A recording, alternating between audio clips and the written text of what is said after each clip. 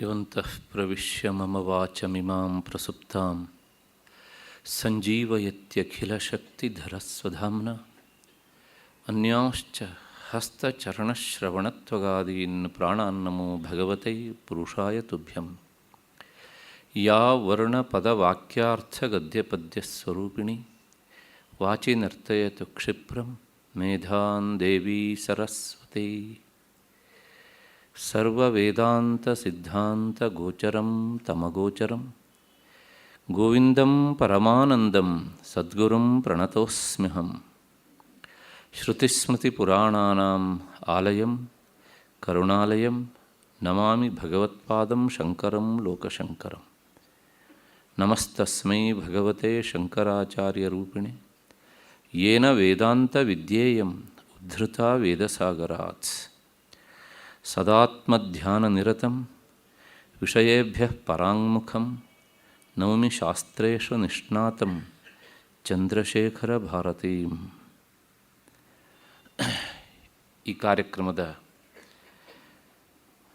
ದತ್ತಿನ್ಯಾಸದ ಮೂಲಕ ಪ್ರಾಯೋಜಕರಾಗಿರುವಂತಹ ಡಾಕ್ಟರ್ ಗುರುರಾಜ್ ಕರಜಗಿ ಹಾಗೂ ಅವರ ಪರಿವಾರದವರೇ, ಎಲ್ಲ ಹಿರಿಯ ಶ್ರೋತೃಗಳೇ, ಅಧ್ಯಾತ್ಮ ಬಂಧುಗಳೇ, ನನ್ನ ಮತ್ತು ನಿಮ್ಮೆಲ್ಲರ ಹೃದಯ ಮಂದಿರವನ್ನು ಬೆಳಗ್ತಾ ಇರುವಂತಹ ಮಹಾಚೈತನ್ಯಕ್ಕೆ ಅನಂತ ಪ್ರಣಾಮಗಳನ್ನು ಸಲ್ಲಿಸ್ತಾ ಈ 5 ದಿನಗಳ ಚಿಂತನೆಯ ಮೊದಲ ದಿನವಾದಂತಹ ಇಂದಿನ ಚಿಂತನೆಗೆ ಮುಂದಾಗ್ತಾ ಇದ್ದೇನೆ. ಹಿಂದಿನ ಈ ಅಧ್ಯಯನದ ಸಂದರ್ಭದಲ್ಲಿ ವಿವೇಕ ಚೂಡಾಮಣಿಯ ಸುಮಾರು 85ರಿಂದ 101ನೇ ಶ್ಲೋಕದವರೆಗೆ ನಾವು ಚಿಂತನೆ ಮಾಡಿದ್ವಿ. ವಿಶೇಷವಾಗಿ ಆತ್ಮ ಸ್ವಯಂ ಪ್ರಕಾಶ ರೂಪ ಅನ್ನುವುದನ್ನು ಶಾಸ್ತ್ರ ಗ್ರಂಥಗಳು ಹೇಗೆ ತಿಳಿಸಿಕೊಡ್ತವೆ ಮತ್ತು ವಿವೇಕ ಚೂಡಾಮಣಿ ಅದನ್ನು ಹೇಗೆ ತಿಳಿಸ್ತದೆ ಅನ್ನೋದನ್ನು ನಾವು ನೋಡಿದ್ದೇವೆ. ಆತ್ಮನ ಸ್ವಯಂ ಪ್ರಕಾಶತ್ವವನ್ನು ನಾವು ಅನುಭವಿಸುವುದಕ್ಕೆ ಎಚ್ಚರ, ಕನಸು ಮತ್ತು ನಿದ್ರೆ ಈ 3 ಅವಸ್ಥೆಗಳಲ್ಲಿ ಸ್ವಪ್ನಾವಸ್ಥೆಯೇ ಅತ್ಯಂತ ಶ್ರೇಷ್ಠವಾದಂತಹ ಒಂದು ವ್ಯವಸ್ಥೆ ಎನ್ನುವಂಥದ್ದನ್ನು ನಾವು ನೋಡಿದ್ದೆವು. ಹಾಗಾಗಿ ಆತ್ಮ ಇದ್ದಾನೆ ಅನ್ನೋದನ್ನು ತಿಳಿಯೋದಕ್ಕೆ ಇನ್ನೊಂದು ಪ್ರಕಾಶದ ಅವಶ್ಯಕತೆ ಇಲ್ಲ. ಯಾಕೆ ಅಂದರೆ ಅವನು ಸ್ವಯಂ ಪ್ರಕಾಶ ಸ್ವರೂಪ. ಇಷ್ಟು ನಾವು ಹಿಂದಿನ ಅವಧಿಯಲ್ಲಿ ಅನುಸಂಧಾನ ಮಾಡಿದ್ದಾಗಿತ್ತು. 101ನೇ ಶ್ಲೋಕದಲ್ಲಿ ಧೀಮಾತ್ರ ಕೋಪಾಧಿರಶೇಷ ಸಾಕ್ಷಿ ನ ಲಿಪ್ಯತೆ ತತ್ಕೃತ ಕರ್ಮಲೇಪೈ ಯಸ್ಮಾತ್ ಅಸಂಗಸ್ತತ ಏವ ಕರ್ಮಭಿಃ ನ ಲಿಪ್ಯತೆ ಕಿಂಚಿದ್ ಉಪಾಧಿನಾ ಕೃತೈ. ಈ ಶ್ಲೋಕದವರೆಗೆ ನಮ್ಮ ಚಿಂತನೆ ಬಂದು ನಿಂತಿತ್ತು. ಆದರೂ ಇಲ್ಲಿ ಏನು ಹೇಳಿದ್ರು ಅನ್ನೋದನ್ನು ಒಮ್ಮೆ ಮನಸ್ಸಿಗೆ ತಂದುಕೊಂಡ್ರೆ ಮುಂದಿನ ಶ್ಲೋಕಗಳನ್ನು ಅರ್ಥ ಮಾಡಿಕೊಳ್ಳೋದಕ್ಕೆ ಹೆಚ್ಚು ಅನುಕೂಲ ಆಗುತ್ತೆ.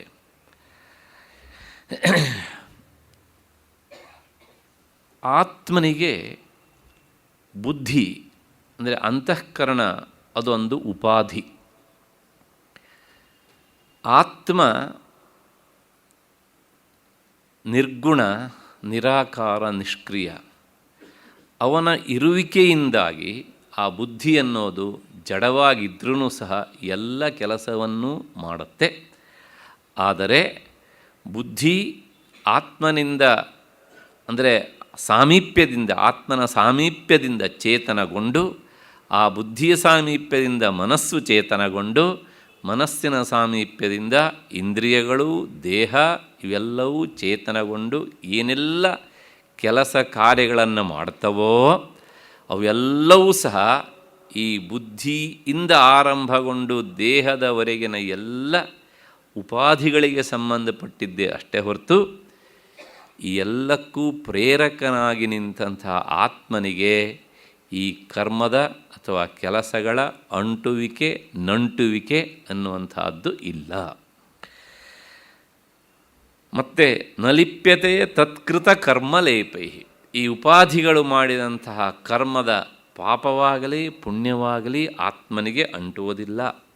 ಯಾಕೆ ಅಂದರೆ ಅವನು ಅಸಂಗ, ಯಾವುದರ ಜೊತೆಗೂ ಅಂಟಿಸಿಕೊಳ್ಳದೇ ಇರುವವನು.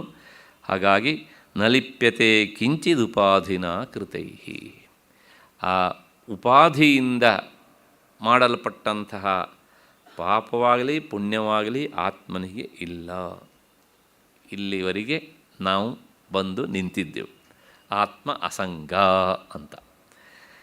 ಇಷ್ಟಾದ ಮೇಲೆ ಈಗ ಒಂದು ಪ್ರಶ್ನೆ ಏನು ಅಂದರೆ, ಹಾಗಿದ್ದರೆ ಆತ್ಮ ಇಲ್ಲದೇ ಇದ್ದರೆ ಈ ಉಪಾಧಿಗಳು ಅಂದರೆ ಅಂತಃಕರಣ ಇವೆಲ್ಲ ಏನನ್ನೂ ಮಾಡುವುದಿಲ್ಲ. ಅವನ ಇರುವಿಕೆಯಿಂದ ಇವು ಕ್ರಿಯಾಶೀಲತೆಯನ್ನು ಪಡೆದು ಚಟುವಟಿಕೆಗೊಂಡು ಕೆಲಸ ಮಾಡ್ತವೆ. ಆದ್ದರಿಂದ ಇವು ಮಾಡುವಂತಹ ಎಲ್ಲ ಕರ್ಮಗಳು ಪಾಪವಾಗಲಿ ಪುಣ್ಯವಾಗಲಿ ಆತ್ಮನಿಗೆ ಅಂಟಬೇಕಲ್ವಾ.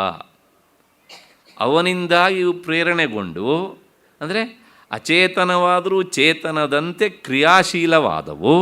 ಆದ್ದರಿಂದ ಅದನ್ನು ಸಹ ಆತ್ಮನಿಗೆ ಅಂಟಿಸಬೇಕೇ ಅಷ್ಟೇ ಹೊರತು ಸಹ ಉಪಾಧಿಗಳಿಗೆ ಅಲ್ಲ ಎನ್ನುವಂತಹದ್ದು ಒಂದು ಆಕ್ಷೇಪ. ಅದಕ್ಕೆ ಉತ್ತರವನ್ನು ಹೇಳೋದಕ್ಕೆ ಈ 102ನೇ ಶ್ಲೋಕ ಹೊರಟು ನಿಂತಿದೆ. ಸಂಗಸ್ತು ಉಪಾಧಿ ಕಲ್ಪಿತ, ಆತ್ಮನ ಸಂಘ ಅಂದರೆ ಸಂಸರ್ಗ ಎನ್ನುವಂಥದ್ದು ಅದು ಉಪಾಧಿಯಿಂದ ಕಲ್ಪಿತವಾದದ್ದೇ ಅಷ್ಟೇ ಹೊರತು ಸಹ ವಾಸ್ತವಿಕವಾಗಿ ಆತ್ಮನಿಗೆ ಯಾವ ಥರದ ಅಂಟುವಿಕೆಯೂ ಲೇಪವೂ ಇಲ್ಲ. ಅದು ಹೇಗೆ ಅನ್ನೋದನ್ನು ಈ 102ನೇ ಶ್ಲೋಕ ಹೇಳುತ್ತೆ. ಸರ್ವವ್ಯಾಪೃತಿಕರಣಂ ಲಿಂಗಮಿದಂ ಸ್ಯಾಚ್ಚಿದಾತ್ಮನಃ ಪುಂಸಃ ವಾಸ್ಯಾದಿಕಮಿವ ತಕ್ಷ್ಣಃ ತೇನೈವಾತ್ಮ ಭವತ್ಯಸಂಗೋಯಂ.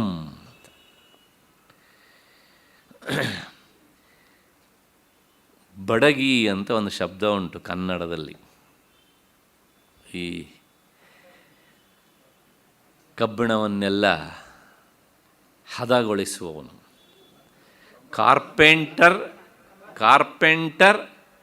ಮತ್ತು ಈ ಬಡಗಿ ಬೇರೆ, ಕಾರ್ಪೆಂಟರ್ ಬೇರೆ, ಅಥವಾ ಕಮ್ಮಾರ ಅಂತಲೂ ಸಹ ಹೇಳುವಂತಹದ್ದು ಉಂಟು. ಇಟ್ಕೊಳ್ಳಿ, ಹೇಗಾದರೂ ಇಟ್ಕೊಳ್ಳಿ. ಬಡಗಿ ಅಂತ ವಿಶೇಷವಾಗಿ ಅವನು ವಿಶೇಷವಾಗಿ ಬಡದು ಹದಗೊಳಿಸ್ತಾನೆ, ಹಾಗಾಗಿ ಬಡಗಿ ಅಷ್ಟೇ.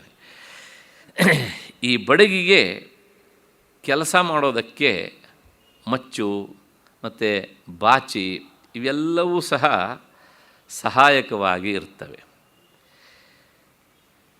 ಇವುಗಳಿದ್ದಾಗ ಆತ ಆ ಬಡಗಿಯ ಕೆಲಸವನ್ನು ಮಾಡ್ತಾನೆ. ಅವು ಇಲ್ಲದೆ ಇದ್ದರೆ ಆ ಕೆಲಸವನ್ನು ಮಾಡಲಾರ. ಹಾಗೆಯೇ ಈ ಚಿದ್ರೂಪನಾದಂತಹ ಆತ್ಮನಿಗೆ ಎಲ್ಲ ಕ್ರಿಯೆಗಳನ್ನು ಮಾಡುವುದಕ್ಕೆ ಸಾಧನವಾಗಿ ಇರುವುದು ಇದರ ಒಳಗಿರುವಂತಹ ಲಿಂಗ ಶರೀರ. ಆದ್ದರಿಂದ ಆತ್ಮನ ವಾಸ್ತವಿಕವಾದ ಸ್ವರೂಪ ಏನು ಅಂದರೆ ಅವನು ಅಸಂಗ, ಯಾವುದನ್ನೂ ಅಂಟಿಸಿಕೊಳ್ಳೋದಿಲ್ಲ, ಅವನು ಸಂಘ ಇಲ್ಲದೇ ಇರುವವನು. ಆ ಲಿಂಗದ ಶರೀರದ ಜೊತೆಗೆ ಸಂಬಂಧ ಇರುವಾಗ ಅವನು ಎಲ್ಲ ಕೆಲಸವನ್ನು ಮಾಡ್ತಾನೆ. ಅದರೊಂದಿಗೆ ಸಂಬಂಧ ಕಡಿದಾಗ ಆತ ಏನನ್ನೂ ಮಾಡುವುದಿಲ್ಲ. ಹೇಗೆ ಅಂದರೆ ಬಡಗಿಗೆ ಮಚ್ಚು ಬಾಚಿ ಇವುಗಳ ಒಂದು ಸಂಬಂಧ ಇದ್ದಾಗ ಆ ಬಡಗಿ ಕೆಲಸ ಮಾಡೋದಕ್ಕೆ ಆಗತ್ತೆ. ಅದು ಇಲ್ಲದೇ ಇದ್ದರೆ ಆತ ನಮ್ಮ ಹಾಗೆ ಒಬ್ಬ ಮನುಷ್ಯ. ಹೇಗೋ ಹಾಗೆ. ಇಷ್ಟು ಈ ಶ್ಲೋಕದ ಶಬ್ದಶಃ ಅರ್ಥ. ಸ್ವಲ್ಪ ಭಾಷ್ಯವನ್ನು ನೋಡೋಣ. ಆತ್ಮನಿಗೆ ಒಂದು ಲಿಂಗ ಶರೀರ ಅನ್ನೋದು ಉಂಟು ಅಂತ. ಒಂದೇನು, ಒಟ್ಟು 3 ಶರೀರ. ಪದೇ ಪದೇ ಬಂದಿದೆ ವಿಷಯ, ನಾವು ಮರೀತೇವೆ ಅಂಥೇಳಿ ವೇದಾಂತ ಶಾಸ್ತ್ರಜ್ಞರು ಮತ್ತೆ ಮತ್ತೆ ಅದನ್ನು ಹೇಳ್ತಾರೆ. ಸ್ಥೂಲ ಶರೀರ ಕರಚರಣಾದಿ ಅವಯವಗಳಿಂದ ಕೂಡಿದ್ದು, ಇದರ ಒಳಗಿನದು ಲಿಂಗ ಶರೀರ 17 ಅವಯವಗಳಿಂದ ಕೂಡಿದ್ದು, ಬುದ್ಧಿ, ಕರ್ಮೇಂದ್ರಿಯ ಮತ್ತು ಪ್ರಾಣ ಪಂಚಕಗಳು. ಬುದ್ಧಿ ಅಂದರೆ ಜ್ಞಾನೇಂದ್ರಿಯಗಳು 5, ಕರ್ಮೇಂದ್ರಿಯಗಳು 5, ಪ್ರಾಣ ಪಂಚಕಗಳು 15 ಆಯಿತು. ಮತ್ತು ಮನಸಾ ಧಿಯ, ಮನಸ್ಸು ಮತ್ತು ಬುದ್ಧಿ 17. ಶರೀರಂ ಸಪ್ತದಶಭಿ, ಈ 17 ಅವಯವಗಳಿಂದ ಕೂಡಿದಂಥ ಶರೀರವನ್ನು ಸೂಕ್ಷ್ಮ ಶರೀರ ಅಂತ ಕರೀತಾರೆ, ಅಥವಾ ಲಿಂಗ ಶರೀರ ಅಂತ ಕರೀತಾರೆ. ಸ್ಥೂಲ ಶರೀರಕ್ಕೆ ಹೋಲಿಸಿದರೆ ಇದಕ್ಕಿಂತ ಬಹಳ ಸೂಕ್ಷ್ಮ ಅದು, ಆದ್ದರಿಂದ ಸೂಕ್ಷ್ಮ ಶರೀರ. ಲಿಂಗ ಅನ್ನೋದಕ್ಕೆ ಅರ್ಥ ತನ್ನನ್ನೂ ಸಹ ಪ್ರೇರಿಸುವಂತಹ ಚೈತನ್ಯವನ್ನು ಅದು ಪ್ರಕಟಪಡಿಸ್ತದೆ. ಆದ್ದರಿಂದ ಲಿಂಗ ಅನ್ನೋದಕ್ಕೆ ಗುರುತು ಅನ್ನುವಂಥ ಅರ್ಥ ಇದ್ದದ್ರಿಂದ ಅದಕ್ಕೆ ಲಿಂಗ ಶರೀರ ಅಂತ ಹೆಸರು. ಅಷ್ಟು ಹಿನ್ನೆಲೆಯಲ್ಲಿ ಈ ಲಿಂಗ ಶರೀರವೇ ಅದು ಆತ್ಮನ ಎಲ್ಲ ಕ್ರಿಯೆಗಳಿಗೂ ಸಹ ಅದು ಕಾರಣವಾಗಿ ಇರುತ್ತದೆ. ಲಿಂಗ ಶರೀರದ ಒಂದು ಭಾಗವೇ ಅಂತಃಕರಣ, ಮನಸ್ಸು ಮತ್ತು ಬುದ್ಧಿ, ಇವುಗಳ ಒಂದು ಸಂಯೋಗ. ಅದಕ್ಕೆ ಉದಾಹರಣೆ ಕೊಡ್ತಾರೆ. ಘಟಿತಂ ಲಿಂಗ ಶರೀರಂ ತಕ್ಷ್ಣ. ಸಂಸ್ಕೃತದಲ್ಲಿ ತಕ್ಷ್ಣ ಅಂದರೆ ಬಡಗಿ ಅಂತ ಅರ್ಥ. ಅವನ ಕೈಯಲ್ಲಿ ವಾಸ್ಯಾಧಿಕಮಿವ, ವಾಸ್ಯ ಅಂದರೆ ಈ ಬಾಚಿ ಅಥವಾ ಮಚ್ಚು, ಕೆತ್ತುವುದು, ಹಾಳಿಸುವುದು, ಬೇಕಿದ್ದರೆ ಮುಂದುವರೆದು ಚೀಸಲ್ ಉಳಿಯುವವರೆಗೂ ಹೋಗಬಹುದು, ನಾವು ತೊಂದರೆ ಏನಿಲ್ಲ. ಇಂತಹ ಈ ಎಲ್ಲ ಸಾಮಗ್ರಿಗಳು ಇದ್ದಾಗ ಅವನ ಈ ಕೆತ್ತುವ ಕೆಲಸ ಅಥವಾ ಬಡಿಯುವ ಕೆಲಸ ನೆರವೇರುತ್ತೆ. ಈ ಯಾವ ಇನ್ಸ್ಟ್ರುಮೆಂಟು ಇಲ್ಲದೆ ಇದ್ದರೆ ಅವನು ಹೆಸರಿಗೆ ಮಾತ್ರ ಬಡಗಿಯಾಗಿ ಏನು ಮಾಡಬೇಕೋ ಆ ಕೆಲಸ ನೆರವೇರುವುದಿಲ್ಲ. ಹಾಗೆಯೇ ಆತ್ಮನ ಈ ಎಲ್ಲ ಇರುವಿಕೆಯೂ ಸಹ, ಎಲ್ಲ ರೀತಿ ಇರುವಿಕೆಯೂ ಸಹ ಅದು ತಟಸ್ಥ. ಲಿಂಗ ಶರೀರ ಇದ್ದಾಗ ಆ ಬಡಗಿಯ ಕೆಲಸ ಹೇಗೆ ಪ್ರಕಟವಾಗತ್ತೋ ಬೇರೆ ಬೇರೆ ಈ ಸಾಧನಗಳಿಂದ, ಹಾಗೆ ಆತ್ಮನ ಇರುವಿಕೆ ಪ್ರಕಟವಾಗ್ತದೆ. ಅದು ಇಲ್ಲೇ ಇದ್ದ ಮಾತ್ರಕ್ಕೆ ಆತ್ಮ ಇಲ್ಲ ಅಂತಲ್ಲ, ಅಪ್ರಕಟಿತವಾದಂಥ ರೂಪದಲ್ಲಿ ಇರ್ತಾನೆ. ಹಾಗೆಯೇ ಆತ್ಮನೋಪಿ ಆಜ್ಞಾನಿಕ ಲಿಂಗಶರೀರ ಸಂಬಂಧ ಇವ ಸಕಲ ಲೋಕವ್ಯವಹಾರ. ಆತ್ಮನಿಂದ ಏನೇನು ಲೋಕವ್ಯವಹಾರ ಆಗತ್ತೆ ಅಂತ ನಾವು ಹೇಳ್ತೇವಲ್ಲ, ಅದು ಆತ್ಮನಿಂದ ಆಗುವುದಲ್ಲ, ಅವನ ಜೊತೆಗೆ ಇರುವಂತಹ ಲಿಂಗ ಶರೀರದಿಂದ ಆಗುವಂತಹ ಕೆಲಸಗಳು. ಆತ್ಮ ಏನನ್ನೂ ಮಾಡುವುದಿಲ್ಲ. ಅದಕ್ಕೋಸ್ಕರ ನೋಡಿ, ಅದಕ್ಕೊಂದು ಉದಾಹರಣೆ ಕೊಡ್ತಾರೆ. ಈ ಎಲ್ಲ ಬಾಚಿ ಮಚ್ಚು ಇದ್ದಾಗ ಬಡಗಿ ಕೆಲಸ ಆಗ್ತಾ ಇರುತ್ತೆ, ಅವು ಇಲ್ಲದೆ ಇದ್ದಾಗ ಏನೂ ಆಗೋದಿಲ್ಲ. ಹಾಗೆಯೇ ಆತ್ಮನೊಂದಿಗೆ ಲಿಂಗ ಶರೀರದ ನಂಟು ಇದ್ದಾಗ ಅವನ ವ್ಯಾಪೃತಿ ಅಂದರೆ ಈ ಎಲ್ಲ ಚಟುವಟಿಕೆಗಳು, ಲಿಂಗ ಶರೀರಕ್ಕೂ ಆತ್ಮನಿಗೂ ಸಂಬಂಧ ಕಳೆದಾಗ ಸ್ಥೂಲ ಶರೀರ ಏನೂ ಕೆಲಸವನ್ನು ಮಾಡುವುದಿಲ್ಲ.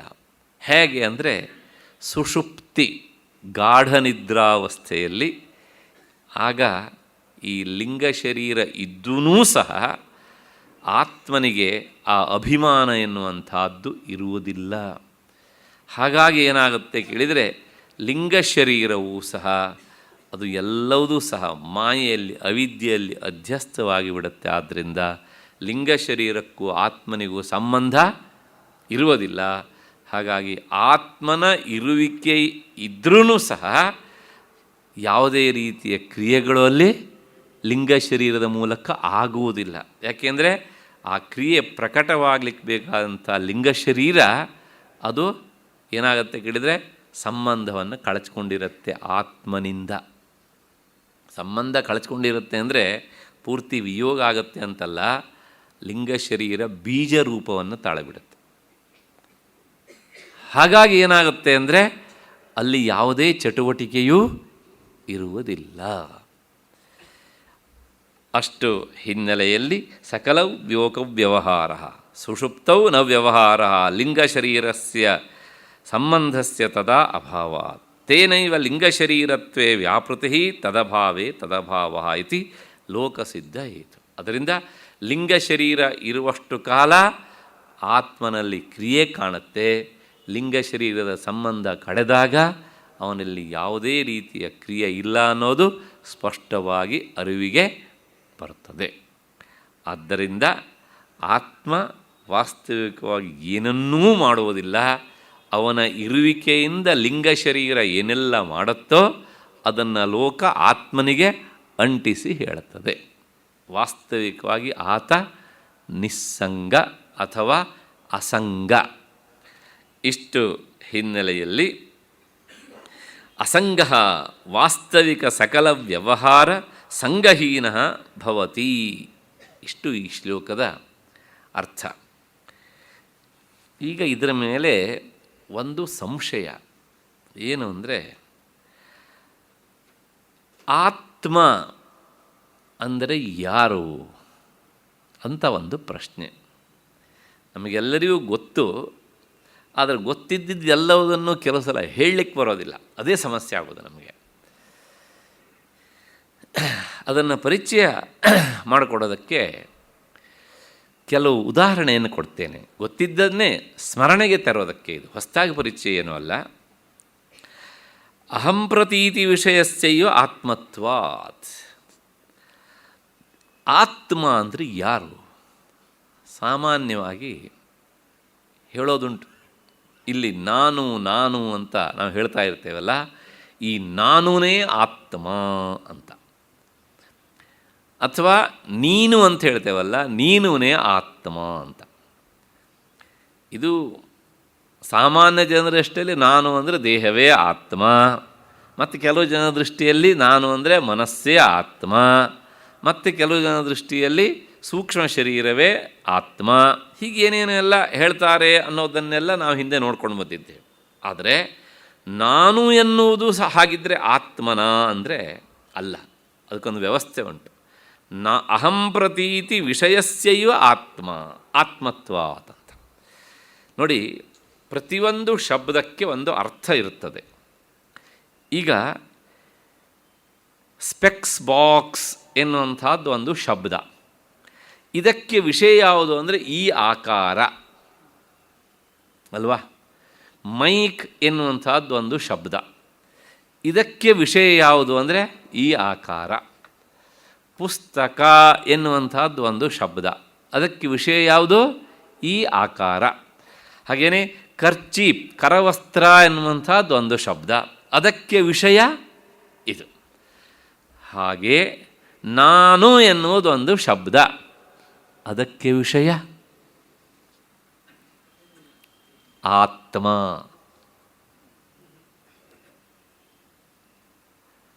ಕರವಸ್ತ್ರ ಎನ್ನುವ ಶಬ್ದವೇ ವಸ್ತು ಅಲ್ಲ. ಪುಸ್ತಕ ಎನ್ನುವ ಶಬ್ದವೇ ವಸ್ತು ಅಲ್ಲ. ಸ್ಪೆಕ್ಸ್ ಬಾಕ್ಸ್ ಎನ್ನುವಂಥ ಶಬ್ದವೇ ವಸ್ತು ಅಲ್ಲ. ಹಾಗೆ ಮೈಕ್ ಎನ್ನುವಂಥ ಶಬ್ದವೇ ವಸ್ತು ಅಲ್ಲ. ಆ ಎಲ್ಲ ವಸ್ತುಗಳನ್ನು ಹೇಳೋದಕ್ಕೆ ಒಂದು ಶಬ್ದ. ಶಬ್ದದಿಂದ ಆ ವಸ್ತು ಇದೆಯಲ್ಲ, ಅದು ನಮಗೆ ಅನುಭವಕ್ಕೆ ಬರುತ್ತೆ. ಹಾಗೆಯೇ ನಾನು ಎನ್ನುವಂತಹ ಶಬ್ದಕ್ಕೆ ವಿಷಯ ವಸ್ತು ಯಾವುದು? ಆತ್ಮ. ಆತ್ಮ ಅಂದರೂ ಅದೇ, ಮತ್ತು ನಾನು ಅಂದರೂ ಅದೇ. ಅದಕ್ಕೋಸ್ಕರ ಅದನ್ನು ಏನಂತ ಕರೀತಾರೆ? ಆತ್ಮಾರ್ಥಕ ಸರ್ವನಾಮ ಅಂತ ಭಾಷೆಯಲ್ಲಿ ಕರೀತಾರೆ. ಹೇಗೆ ಅಂತ. ಹಾಗೆಯೇ ಅಹಂ ಪ್ರತೀತಿ ವಿಷಯ, ನಾನು ಅಂತ ಹೇಳ್ತೇವಲ್ಲ, ಈ ಶಬ್ದಕ್ಕೆ ವಿಷಯ ವಸ್ತು ಯಾವುದೋ ಅದು ಆತ್ಮ. ಇದನ್ನಿಟ್ಕೊಂಡೇ ನಾವು ಎಲ್ಲ ವ್ಯವಹಾರ ಮಾಡ್ತಾ ಇರ್ತೇವೆ. ನೋಡಿ ಹೇಗೆ ಅಂದರೆ, ಅಹಂ ಅಂಧಃ, ನಾನು ಎನ್ನುವಂತಹ ಈ ಶಬ್ದಕ್ಕೆ ವಸ್ತು ವಿಷಯ ಯಾರು? ಆತ್ಮ. ನಾನು ಎನ್ನುವಂತಹ ಶಬ್ದವನ್ನು ತಿಳಿಯಲ್ಪಡುವಂಥದ್ದು ಆತ್ಮ ಅಂತ ಆದಮೇಲೆ ಅಂಧಃ ಕುರುಡ, ಅಂದರೆ ನಾನು ಕುರುಡ ಅಂತ ಹೇಳಿದಾಗ ಯಾರು ಕುರುಡ ಅಂತ ಹೇಳ್ದಂಗಾಯ್ತು? ಆತ್ಮವೇ ಕುರುಡ. ಸ್ವಲ್ಪ ಸೂಕ್ಷ್ಮವಾಗಿ ಗಮನಿಸಬೇಕು. ಮತ್ತು ಅಹಂ ಬಧಿರಃ, ನಾನು ಕಿವುಡ. ಅಂದರೆ ಯಾರು ಕಿವುಡ? ಆತ್ಮನೇ ಕಿವುಡ. ಮತ್ತು ಅಹಂ ಮೂಕಃ, ನಾನು ಮೂಗ. ಅಂದರೆ ನನಗೆ ವಾಗೀಂದ್ರಿಯ ಇಲ್ಲ. ಯಾರಿಗೆ ವಾಗೀಂದ್ರಿಯ ಇಲ್ಲ? ಆತ್ಮನಿಗೆ ವಾಗೀಂದ್ರಿಯ ಇಲ್ಲ. ಅಹಂ ಉಚ್ಛ್ವಸಿಮಿ, ನಾನು ಉಸಿರಾಡ್ತಾ ಇದ್ದೇನೆ. ಉಸಿರಾಟ ಮಾಡೋನು ಯಾರು? ಆತ್ಮ. ಅಹಂ ನಿಶ್ವಸಿಮಿ, ಇದನ್ನು ಮಾಡೋನು ಆತ್ಮನೇ. ನನಗೆ ಹಸಿವಾಗಿದೆ, ಆತ್ಮನಿಗೆ ಹಸಿವಾಗಿದೆ. ನನಗೆ ಬಾಯಾರಿಕೆ ಆಗಿದೆ, ಯಾರಿಗೆ? ಆತ್ಮನಿಗೆ ಬಾಯಾರಿಕೆ ಆಗಿದೆ. ಅಹಂಕರೋಮಿ, ನಾನು ಮಾಡ್ತಾ ಇದ್ದೇನೆ. ಅಹಂ ಸುಖೀ, ನಾನು ಸುಖವಾಗಿ ಇದ್ದೇನೆ. ಅಹಂ ದುಃಖೀ, ನಾನು ದುಃಖವನ್ನು ಅನುಭವಿಸ್ತಾ ಇದ್ದೇನೆ. ಹೀಗೆ ಬಹುತರ ಸರ್ವ ಧರ್ಮ ಸಂಬಂಧಾತ್. ಇದನ್ನೆಲ್ಲ ನೋಡಿದಾಗ ಈ ಏನು ಕಿವುಡತ್ವ, ಮೂಕತ್ವ ಮತ್ತು ಬಧಿರತ್ವ, ನಾನು ಉಸಿರಾಡುವಿಕೆ ಮತ್ತು ಹಸಿವಾಗುವಿಕೆ, ನನಗೆ ಬಾಯಾರಿಕೆ ಆಗುವಿಕೆ, ಇದೆಲ್ಲವೂ ಸಹ ಯಾರಿಗೆ ಅಂತ ನಮಗನ್ನಿಸ್ತದೆ? ಆತ್ಮನಿಗೆ ಅಂತಲೇ ಅನ್ನಿಸ್ತದೆ ಅಲ್ವಾ? ಆದ್ದರಿಂದ ಅಸಂಗತ್ವಂ ಅನುಪಪನ್ನಂ ಆತ್ಮನಃ ಇತಿ ಚೇತ್. ನೀವು ಹೇಳಿದ್ರಿ ಆತ್ಮನಿಗೆ ಯಾವುದರ ಸಂಬಂಧವೂ ಇಲ್ಲ, ಅವನು ಅಸಂಗ ಅಂತ. ಆದರೆ ಈ ಎಲ್ಲ ವ್ಯವಹಾರಗಳನ್ನು ಕಂಡಾಗ ಅವನು ಅಸಂಗ ಅಂದರೆ ಇನ್ನೊಂದರ ಜೊತೆಗೆ ಅಂಟಿಕೊಳ್ಳುವುದಿಲ್ಲ ಅನ್ನೋದನ್ನು ನಾವು ಹೇಳೋದಕ್ಕೆ ಆಗೋದಿಲ್ಲ ಅಂತ ಅನಿಸುತ್ತೆ ಅಲ್ವಾ? ಅಂದರೆ ಅದಕ್ಕೆ ಸಮಾಧಾನ ಹೇಳ್ತಾರೆ, ತೇಷಾಂ ಸರ್ವೇಷಾಂ ಧರ್ಮಾಣಾಂ ತತ್ತದುಪಾಧಿಗತತ್ವಾತ್.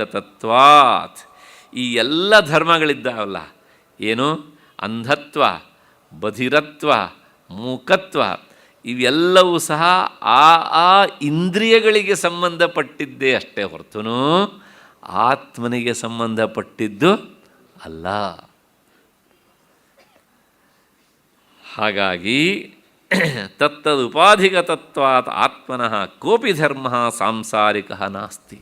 ಆತ್ಮನಿಗೆ ಸಾಂಸಾರಿಕವಾದಂಥ ಈ ಯಾವ ಧರ್ಮಗಳೂ ಇಲ್ಲ. ಅದಕ್ಕೋಸ್ಕರ ಇವೆಲ್ಲವೂ ಉಪಾಧಿ ಧರ್ಮಗಳೇ ಅಷ್ಟೇ ಹೊರತು ಸಹ ಆತ್ಮನಿಗೆ ಸಂಬಂಧಪಟ್ಟವುಗಳು ಅಲ್ಲ ಅಂತ ಮನವರಿಕೆ ಮಾಡೋದಕ್ಕಾಗಿ 103ನೇ ಶ್ಲೋಕ ಹೊರಟಿದೆ. ಅಂಧತ್ವ ಮಂದತ್ವ ಪಟುತ್ವ ಧರ್ಮಾ ಸೌಗುಣ್ಯ ವೈಗುಣ್ಯ ವಶಾಧಿ ಚಕ್ಷುಷಃ ಬಾಧಿರ್ಯ ಮೂಕತ್ವ ಮುಖಾಸ್ತಥೈವ ಶ್ರೋತ್ತಾದಿಧರ್ಮ ನತು ವೇತ್ತುರಾತ್ಮನಃ. ಕಣ್ಣು ಚೆನ್ನಾಗಿ ಕಾಣುವುದು ಅಥವಾ ಅದು ಕಾಣದೇ ಇರುವುದು, ಇವುಗಳಿಂದ ಕಾಣದೇ ಇದ್ದರೆ ಕುರುಡತನ, ಕಂಡ್ರೆ ಸರಿಯಾದ ದೃಷ್ಟಿ ಇರುವವನು ಅಥವಾ ಮಂದ ದೃಷ್ಟಿ. ಹೀಗೆಲ್ಲ ಒಳ್ಳೆಯ ಮಾತುಗಾರಿಕೆ ಇದ್ದರೆ, ವಾಗೀಂದ್ರಿಯ ಕೆಲಸ ಮಾಡಿದರೆ ಪಟುತ್ವ. ಈ ಎಲ್ಲ ಧರ್ಮಗಳೂ ಸಹ ಅವು ಆವಾವ ಇಂದ್ರಿಯಗಳಿಗೆ ಸಂಬಂಧಪಟ್ಟವುಗಳೇ ಹೊರತು ಆತ್ಮನಿಗೆ ಸಂಬಂಧಪಟ್ಟವುಗಳು ಅಲ್ಲ. ಕಿವುಡುತನ, ಮೂಕತ್ವ ಮತ್ತು ಈ ಎಲ್ಲ ಈ ಕೊರತೆಗಳು ಸಹ ಅವೆಲ್ಲ ಇಂದ್ರಿಯ ಧರ್ಮಗಳು. ಇವೆಲ್ಲವೂ ಜ್ಞಾತ ಅಂದರೆ ಜ್ಞಾತೃ ಸ್ವರೂಪನಾದಂಥ ಆತ್ಮನಿಗೆ ಸಂಬಂಧಪಡದೇ ಇರುವವು, ಇಂದ್ರಿಯಗಳಿಗೆ ಸಂಬಂಧಪಡುವಂಥವುಗಳು. ಇಷ್ಟು ಈ ಶ್ಲೋಕದ ಶಬ್ದಶಃ ಅರ್ಥ.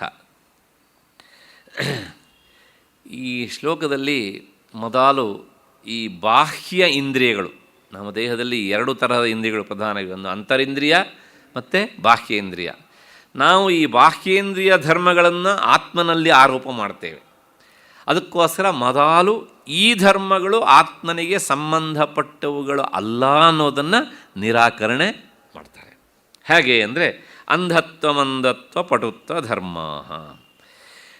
ಕಣ್ಣು ಚೆನ್ನಾಗಿ ಕಂಡ್ರೆ ಅಂದರೆ ಸೌಗುಣ್ಯವಶಾತ್ ಪಟುತ್ವಂ, ಸರಿಯಾಗಿ ಕೆಲಸ ಮಾಡಿದರೆ ಕಣ್ಣಿನಲ್ಲಿ ಆ ದರ್ಶನ ರೂಪವಾದ ಪಾಟವತೆ ಅನ್ನೋದು ಉಂಟು. ಅದು ಕಾಣದೇ ಇದ್ದರೆ ಅಂದರೆ ಕಣ್ಣಿನಲ್ಲಿ ವೈಗುಣ್ಯ ಇದ್ದರೆ ಅಂಧತ್ವ ಅಥವಾ ಮಂದತ್ವ. ಅಂದರೆ ಸೌಗುಣ್ಯದಿಂದ ಪಟುತ್ವ, ವೈಗುಣ್ಯದಿಂದ ಮಂದತ್ವ. ಸೌಗುಣ್ಯ ಅಂದರೆ ಒಳ್ಳೆಯ ಗುಣಗಳಿಂದ ಕೂಡಿದ್ದು ಅಂತ, ವೈಗುಣ್ಯ ಅಂದರೆ ಗುಣರಹಿತವಾದದ್ದು ಅಂತ ಅರ್ಥ. ಹೀಗೆ ಈ ಕಿವಿಗೆ ಶ್ರೋತ್ರವೈಗುಣ್ಯಾತ್ ಬಾಧಿರ್ಯಂ, ಈ ಶ್ರೋತ್ರೇಂದ್ರಿಯಲ್ಲಿ ಏನಾದರೂ ವಿಗುಣತೆ ಇದ್ದರೆ ಆಗ ಬಾಧಿರ್ಯ ಅಂದರೆ ಕೆಪ್ಪ, ಕಿವುಡುತನ ಬಂದು ವಕ್ಕರಿಸ್ತದೆ. ಅದರೊಳಗೇನೆ ಒಳ್ಳೆಯ ಗುಣ ಇದ್ದರೆ ಪಟುತ್ವ, ಎಷ್ಟು ದೂರದಲ್ಲಿ ನಿಂತು ಚಾಡಿ ಹೇಳಿದರೂ ಕೇಳಿಬಿಡುತ್ತೆ ಅಂತ. ಮತ್ತು ಕೆಲವು ಸಲ ಏನಾಗುತ್ತೆ ಅಂದರೆ ಒಳ್ಳೆಯ ವಿಷಯವೇ ಆಗಿರುತ್ತೆ, ನಮಗೆ ಆಸಕ್ತಿ ಇರೋದಿಲ್ಲ, ಎಷ್ಟೇ ಹತ್ತಿರದಲ್ಲಿದ್ದರೂ ನಾವು ಕಿವುಡ್ರಾಗಿಯೇ ಕೆಲಸ ಮಾಡ್ತಾಯಿರುತ್ತೆ. ಅಂದರೆ ಇವೆಲ್ಲವೂ ಸಹ ಯಾವುದಕ್ಕೆ ಸಂಬಂಧಪಟ್ಟಿದ್ದು? ಈ ಶ್ರೋತ್ರೇಂದ್ರಿಯಕ್ಕೆ ಸಂಬಂಧಪಟ್ಟಿದ್ದು. ಹಾಗೆ ವಾಗೀಂದ್ರಿಯದಲ್ಲಿ ಸೌಗುಣ್ಯ ಇದ್ದರೆ ಆಗ ಏನಾಗುತ್ತೆ ಅಂದರೆ ಒಳ್ಳೆಯ ಮಾತು, ವೈಗುಣ್ಯ ಇದ್ದರೆ ಮಾತಿನಲ್ಲಿ ದೋಷ. ಹಾಗೆ ಘ್ರಾಣೇಂದ್ರಿಯದಲ್ಲಿ ವೈಗುಣ್ಯ ಇದ್ದರೆ ಯಾವ ಗಂಧದ ಅನುಭವವೂ ಬರೋದಿಲ್ಲ, ಸೌಗುಣ್ಯ ಇದ್ದರೆ ಎಲ್ಲ ತರಹದ ವಾಸನೆ ಅನುಭವವೂ ಆಗ್ತಾ ಇರುತ್ತೆ. ಹಾಗೆ ನಾಲಿಗೆಯಲ್ಲೂ ಸಹ ಕೆಲವು ಜನ ನೋಡಿ, ಎಷ್ಟೇ ರುಚಿಕರವಾದಂಥ ಅಡುಗೆಯನ್ನು ಮಾಡಿದ್ರೂ ಸಹ ಏನು ಮಾಡಿದೀವಿ ಒಳ್ಳೆ ಮಣ್ಣು ತಿನ್ನಂಗೆ ಆಗತ್ತೆ ಅಂತ ಮನೆಯವರ ಮೇಲೆ ಹೇಳ್ತಾರೆ. ಅದೇನು ಗಂಡಸರೇ ಹೇಳಬೇಕು ಅಂತಿಲ್ಲ, ಹೆಣ್ಮಕ್ಳೂ ಹೇಳ್ಬೋದು ಹೀಗೆ ಅಂತ. ಯಾಕೆ ಅಂದರೆ ಬೇರೆಯವರೆಲ್ಲರಿಗೂ ರುಚಿಸ್ತದೆ, ಇವರಿಗೆ ರುಚಿಸೋದಿಲ್ಲ. ಅಂದರೆ ಈ ಸೌಗುಣ್ಯದಿಂದ ರುಚಿ ಅನುಭವ, ವೈಗುಣ್ಯದಿಂದ ರುಚಿಹೀನತೆಯ ಅನುಭವ, ಇವೆಲ್ಲವೂ ಸಹ ಆ ಇಂದ್ರಿಯಗಳಿಗೆ ಸಂಬಂಧಪಟ್ಟಿದ್ದೇ ಅಷ್ಟೇ ಹೊರತು ಸಹ ಯಾರಿಗೆ ಸಂಬಂಧಪಟ್ಟಿದ್ದಲ್ಲ? ಆತ್ಮನಿಗೆ ಸಂಬಂಧಪಟ್ಟಿದ್ದು ಅಲ್ಲ. ಹೀಗೆ ಏವಂ ತ್ವಘ್ರಾಣ ರಸನರೂಪೇಷು ಜ್ಞಾನೇಂದ್ರಿಯೇಷು ಪಾಣಿಪಾದಾದಿಷು ಕರ್ಮೇಂದ್ರಿಯೇಷು ಚ ವೇದಿತವ್ಯಂ ಏತತ್ ಸರ್ವಂ ನಾತ್ಮನಃ. ಈ ಎಲ್ಲ ಗುಣಗಳು ಸಹ ಧರ್ಮಗಳು ಇಂದ್ರಿಯಗಳಿಗೆ ಸಂಬಂಧಪಟ್ಟವುಗಳೇ ಹೊರತು ಆತ್ಮನಿಗೆ ಸಂಬಂಧಪಟ್ಟವು ಅಲ್ಲ. ಅದಕ್ಕೆ ಒಂದು ಹೇತು, ಕಾರಣವನ್ನು ಕೊಡ್ತಾರೆ ನೋಡಿ. ಒಬ್ಬನಿಗೆ ಕಣ್ಣು ಕಾಣಿಸೋದಿಲ್ಲ, ನನಗೆ ಕಣ್ಣು ಕಾಣಿಸೋದಿಲ್ಲ ಎನ್ನುವಂಥದ್ದು ಅರಿವಿಗೆ ಬರುತ್ತೋ ಇಲ್ವೋ? ಅವನಿಗೆ ಅರಿವಿಗೆ ಬರುತ್ತೆ, ಹೌದಾನೆ? ಆ ಕಾಣಿಸೋದಿಲ್ಲ ಅನ್ನುವುದು ಆತ್ಮನ ಧರ್ಮವೇ ಆದದ್ದಿದ್ದರೆ, ಆ ಅಂಧತ್ವ ಎನ್ನುವಂಥದ್ದು ಆತ್ಮನಲ್ಲಿಯೇ ಇದ್ದರೆ ತನಗೆ ಕಾಣಿಸೋದಿಲ್ಲ ಅನ್ನೋದು ಗೊತ್ತಾಗ್ತಾ ಇರಲಿಲ್ಲ ಅವನಿಗೆ, ಅಲ್ವಾ? ನನಗೆ ಕಿವಿ ಕೇಳಿಸೋದಿಲ್ಲ ಅನ್ನೋದು ಇಂದ್ರಿಯ ಧರ್ಮವಾದ್ದರಿಂದ ಅದನ್ನು ತಿಳಿಯೋನೊಬ್ಬನಿದ್ದಾನೆ ಇಲ್ಲಿ. ಆ ತಿಳಿಯುವಂಥ ಅವನಿಗೆ ವಾಸ್ತವಿಕ ಕಿವಿ ಅನ್ನೋದು ಇಲ್ಲ. ಅವನ ಇರುವಿಕೆಯಿಂದಾಗಿ ಕಿವಿ ಕೆಲಸ ಮಾಡುತ್ತೆ.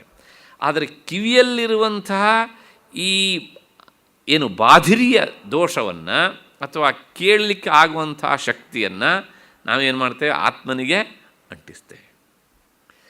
ಹಾಗೆ ನಿಜವಾಗಿಯೂ ಆತ್ಮನಿಗೆ ಆ ಕೇಳಿಸುವಿಕೆಯ ಕೊರತೆ ಇದ್ದರೆ ನನಗೆ ಕೇಳಿಸ್ತಾ ಇಲ್ಲ ಅನ್ನೋದು ಅವನ ಅನುಭವಕ್ಕೆ ಬರ್ತಾ ಇರಲಿಲ್ಲ. ಹಾಗಾಗಿ ನನ್ನ ಕಿವಿ ಕೆಲಸ ಮಾಡ್ತಾ ಇಲ್ಲ ಅಂತ ಇದನ್ನು ತಿಳಿಯೋನೊಬ್ಬನಿದ್ದಾನಲ್ಲ, ಅವನಿಗೆ ಈ ಧರ್ಮಗಳು ಅಂಟುವುದಿಲ್ಲ. ಇವೆಲ್ಲವೂ ಇಂದ್ರಿಯಗಳಿಗೆ ಸಂಬಂಧಪಟ್ಟಿದ್ದು. ಹಾಗಾಗಿ ಚಕ್ಷುರಾದೌ ಮಂದತ್ವಪಟುತ್ವಾದಿಕಂ ವರ್ತಮಾನಂ ಸಾಕ್ಷಿಣ ಆತ್ಮನ ವೇದ್ಯತ. ಈ ಕಣ್ಣು, ಕಿವಿ, ಮೂಗು, ಬಾಯಿ ಇವುಗಳಲ್ಲಿರುವಂತಹ ದೋಷವನ್ನು ಅರಿತಾ ಇರುವಂತಹ ಆತ್ಮನಿಗೆ ಇವುಗಳ ಯಾವ ದೋಷವೂ ಇಲ್ಲ. ನ ವೇದ್ಯಸ್ಯ ವೇತ್ರಧರ್ಮತ್ವ ಸಂಭವತಿ. ಯಾಕೆಂದರೆ ನಾವು ಯಾವನಿಂದಾಗಿ ತಿಳಿತೇವೋ ಅವನನ್ನು ತಿಳಿಯೋದಕ್ಕೆ ಇನ್ನೊಂದು ವಸ್ತುವಿನ ಅವಶ್ಯಕತೆ ಇಲ್ಲ. ಈಗ ನೋಡಿ, ನನ್ನ ಕಣ್ಣು ಕಾಣಿಸ್ತಾ ಇಲ್ಲ ಎನ್ನುವಂಥ ಅರಿವು ಆತ್ಮನಿಗೆ ಇದೆ ಈಗ ಅಲ್ವಾ? ಆ ಆತ್ಮನಿಗೆ ಈ ಅರಿವು ಇದೆ ಅನ್ನೋದನ್ನು ಯಾವುದರಿಂದ ಅರಿತೇವು ಅಂದರೆ ಉತ್ತರ ಇಲ್ಲ. ಯಾಕೆಂದರೆ ಅವನಿಗೆ ತಾನು ತಿಳಿತಾ ಇದ್ದೇನೋ ಇಲ್ಲವೋ ಅಂತ ತಿಳ್ಕೊಳ್ಳೋದಕ್ಕೆ ಇನ್ನೊಂದು ವಸ್ತುವಿನ ಸಹಾಯ ಬೇಕಿಲ್ಲ. ಯಾಕೆಂದರೆ ಅವನು ಸ್ವಯಂ ಜ್ಞಾನಸ್ವರೂಪ, ಪ್ರಕಾಶ ಸ್ವರೂಪ, ಹೌದು ತಾನೆ? ಹಾಗಾಗಿ ಆತ್ಮ ಎಲ್ಲವನ್ನೂ ಅರಿಯುವವನೇ ಹೊರತನು ಅವನು ಇನ್ನೊಂದರಿಂದ ಅರಿಯಲ್ಪಡುವವನಲ್ಲ. ಆದ್ದರಿಂದ ಈ ಇಂದ್ರಿಯ ಧರ್ಮಗಳನ್ನು ಆತ್ಮನಿಗೆ ನಾವು ಅಂಟಿಸುವ ಹಾಗೆ ಇಲ್ಲ. ಆದ್ದರಿಂದ ಆತ್ಮ ಕುರುಡನಲ್ಲ, ಆತ್ಮ ಕಿವುಡನಲ್ಲ, ಆತ್ಮ ಮೂಗನಲ್ಲ, ಆತ್ಮ ಈ ಘ್ರಾಣೇಂದ್ರಿಯ ಇಲ್ಲದೇ ಇರುವವನೂ ಅಲ್ಲ. ಅಂದರೆ ಅದರ ಅನುಭವವೂ ಸಹ ಅವನಿಗೆ ಸಂಬಂಧಪಟ್ಟಿದ್ದಲ್ಲ, ಮತ್ತು ಈ ತ್ವಗೀಂದ್ರಿಯವೂ ಸಹ ಅವನಿಗೆ ಸಂಬಂಧಪಟ್ಟಿದ್ದು ಅಲ್ಲ. ಇಷ್ಟು ಹಿನ್ನೆಲೆಯಲ್ಲಿ ಈ ಬಾಹ್ಯೇಂದ್ರಿಯ ಧರ್ಮಗಳನ್ನು ನಾವೇನು ಅವನಿಗೆ ಅಂಟಿಸ್ತೇವಲ್ಲ, ಅದು ಆತ್ಮನದ್ದಲ್ಲ. ಅವೆಲ್ಲವೂ ಸಹ ಆ ಇಂದ್ರಿಯಗಳಿಗೆ ಸಂಬಂಧಪಟ್ಟವುಗಳು ಅನ್ನೋದನ್ನು ನಾವು ನೋಡಿದ್ವಿ. ಇಷ್ಟಾದ ಮೇಲೆ ಬಾಹ್ಯೇಂದ್ರಿಯಗಳಿದ್ದಾಯಿತು, ಮತ್ತು ಇದರೊಳಗೆ ಮತ್ತು ಮನ ಪ್ರಾಣ ಪಾನಗಳೆಲ್ಲ ಇದ್ದಾವಲ್ಲ, ಇವುಗಳ ಕ್ರಿಯೆಯನ್ನು ಧರ್ಮವನ್ನು ಸಹ ನಾವೇನು ಮಾಡ್ತೇವೆ, ಆತ್ಮನಿಗೆ ಅಂಟಿಸ್ತೇವೆ. ಹೇಗೆ ಅಂದರೆ, ನಾನು ಉಸಿರಾಡ್ತೇನೆ ಅಂತ. ನಾನು ಎನ್ನುವಂಥ ಶಬ್ದಕ್ಕೆ ವಿಷಯ ಯಾರು? ಆತ್ಮ.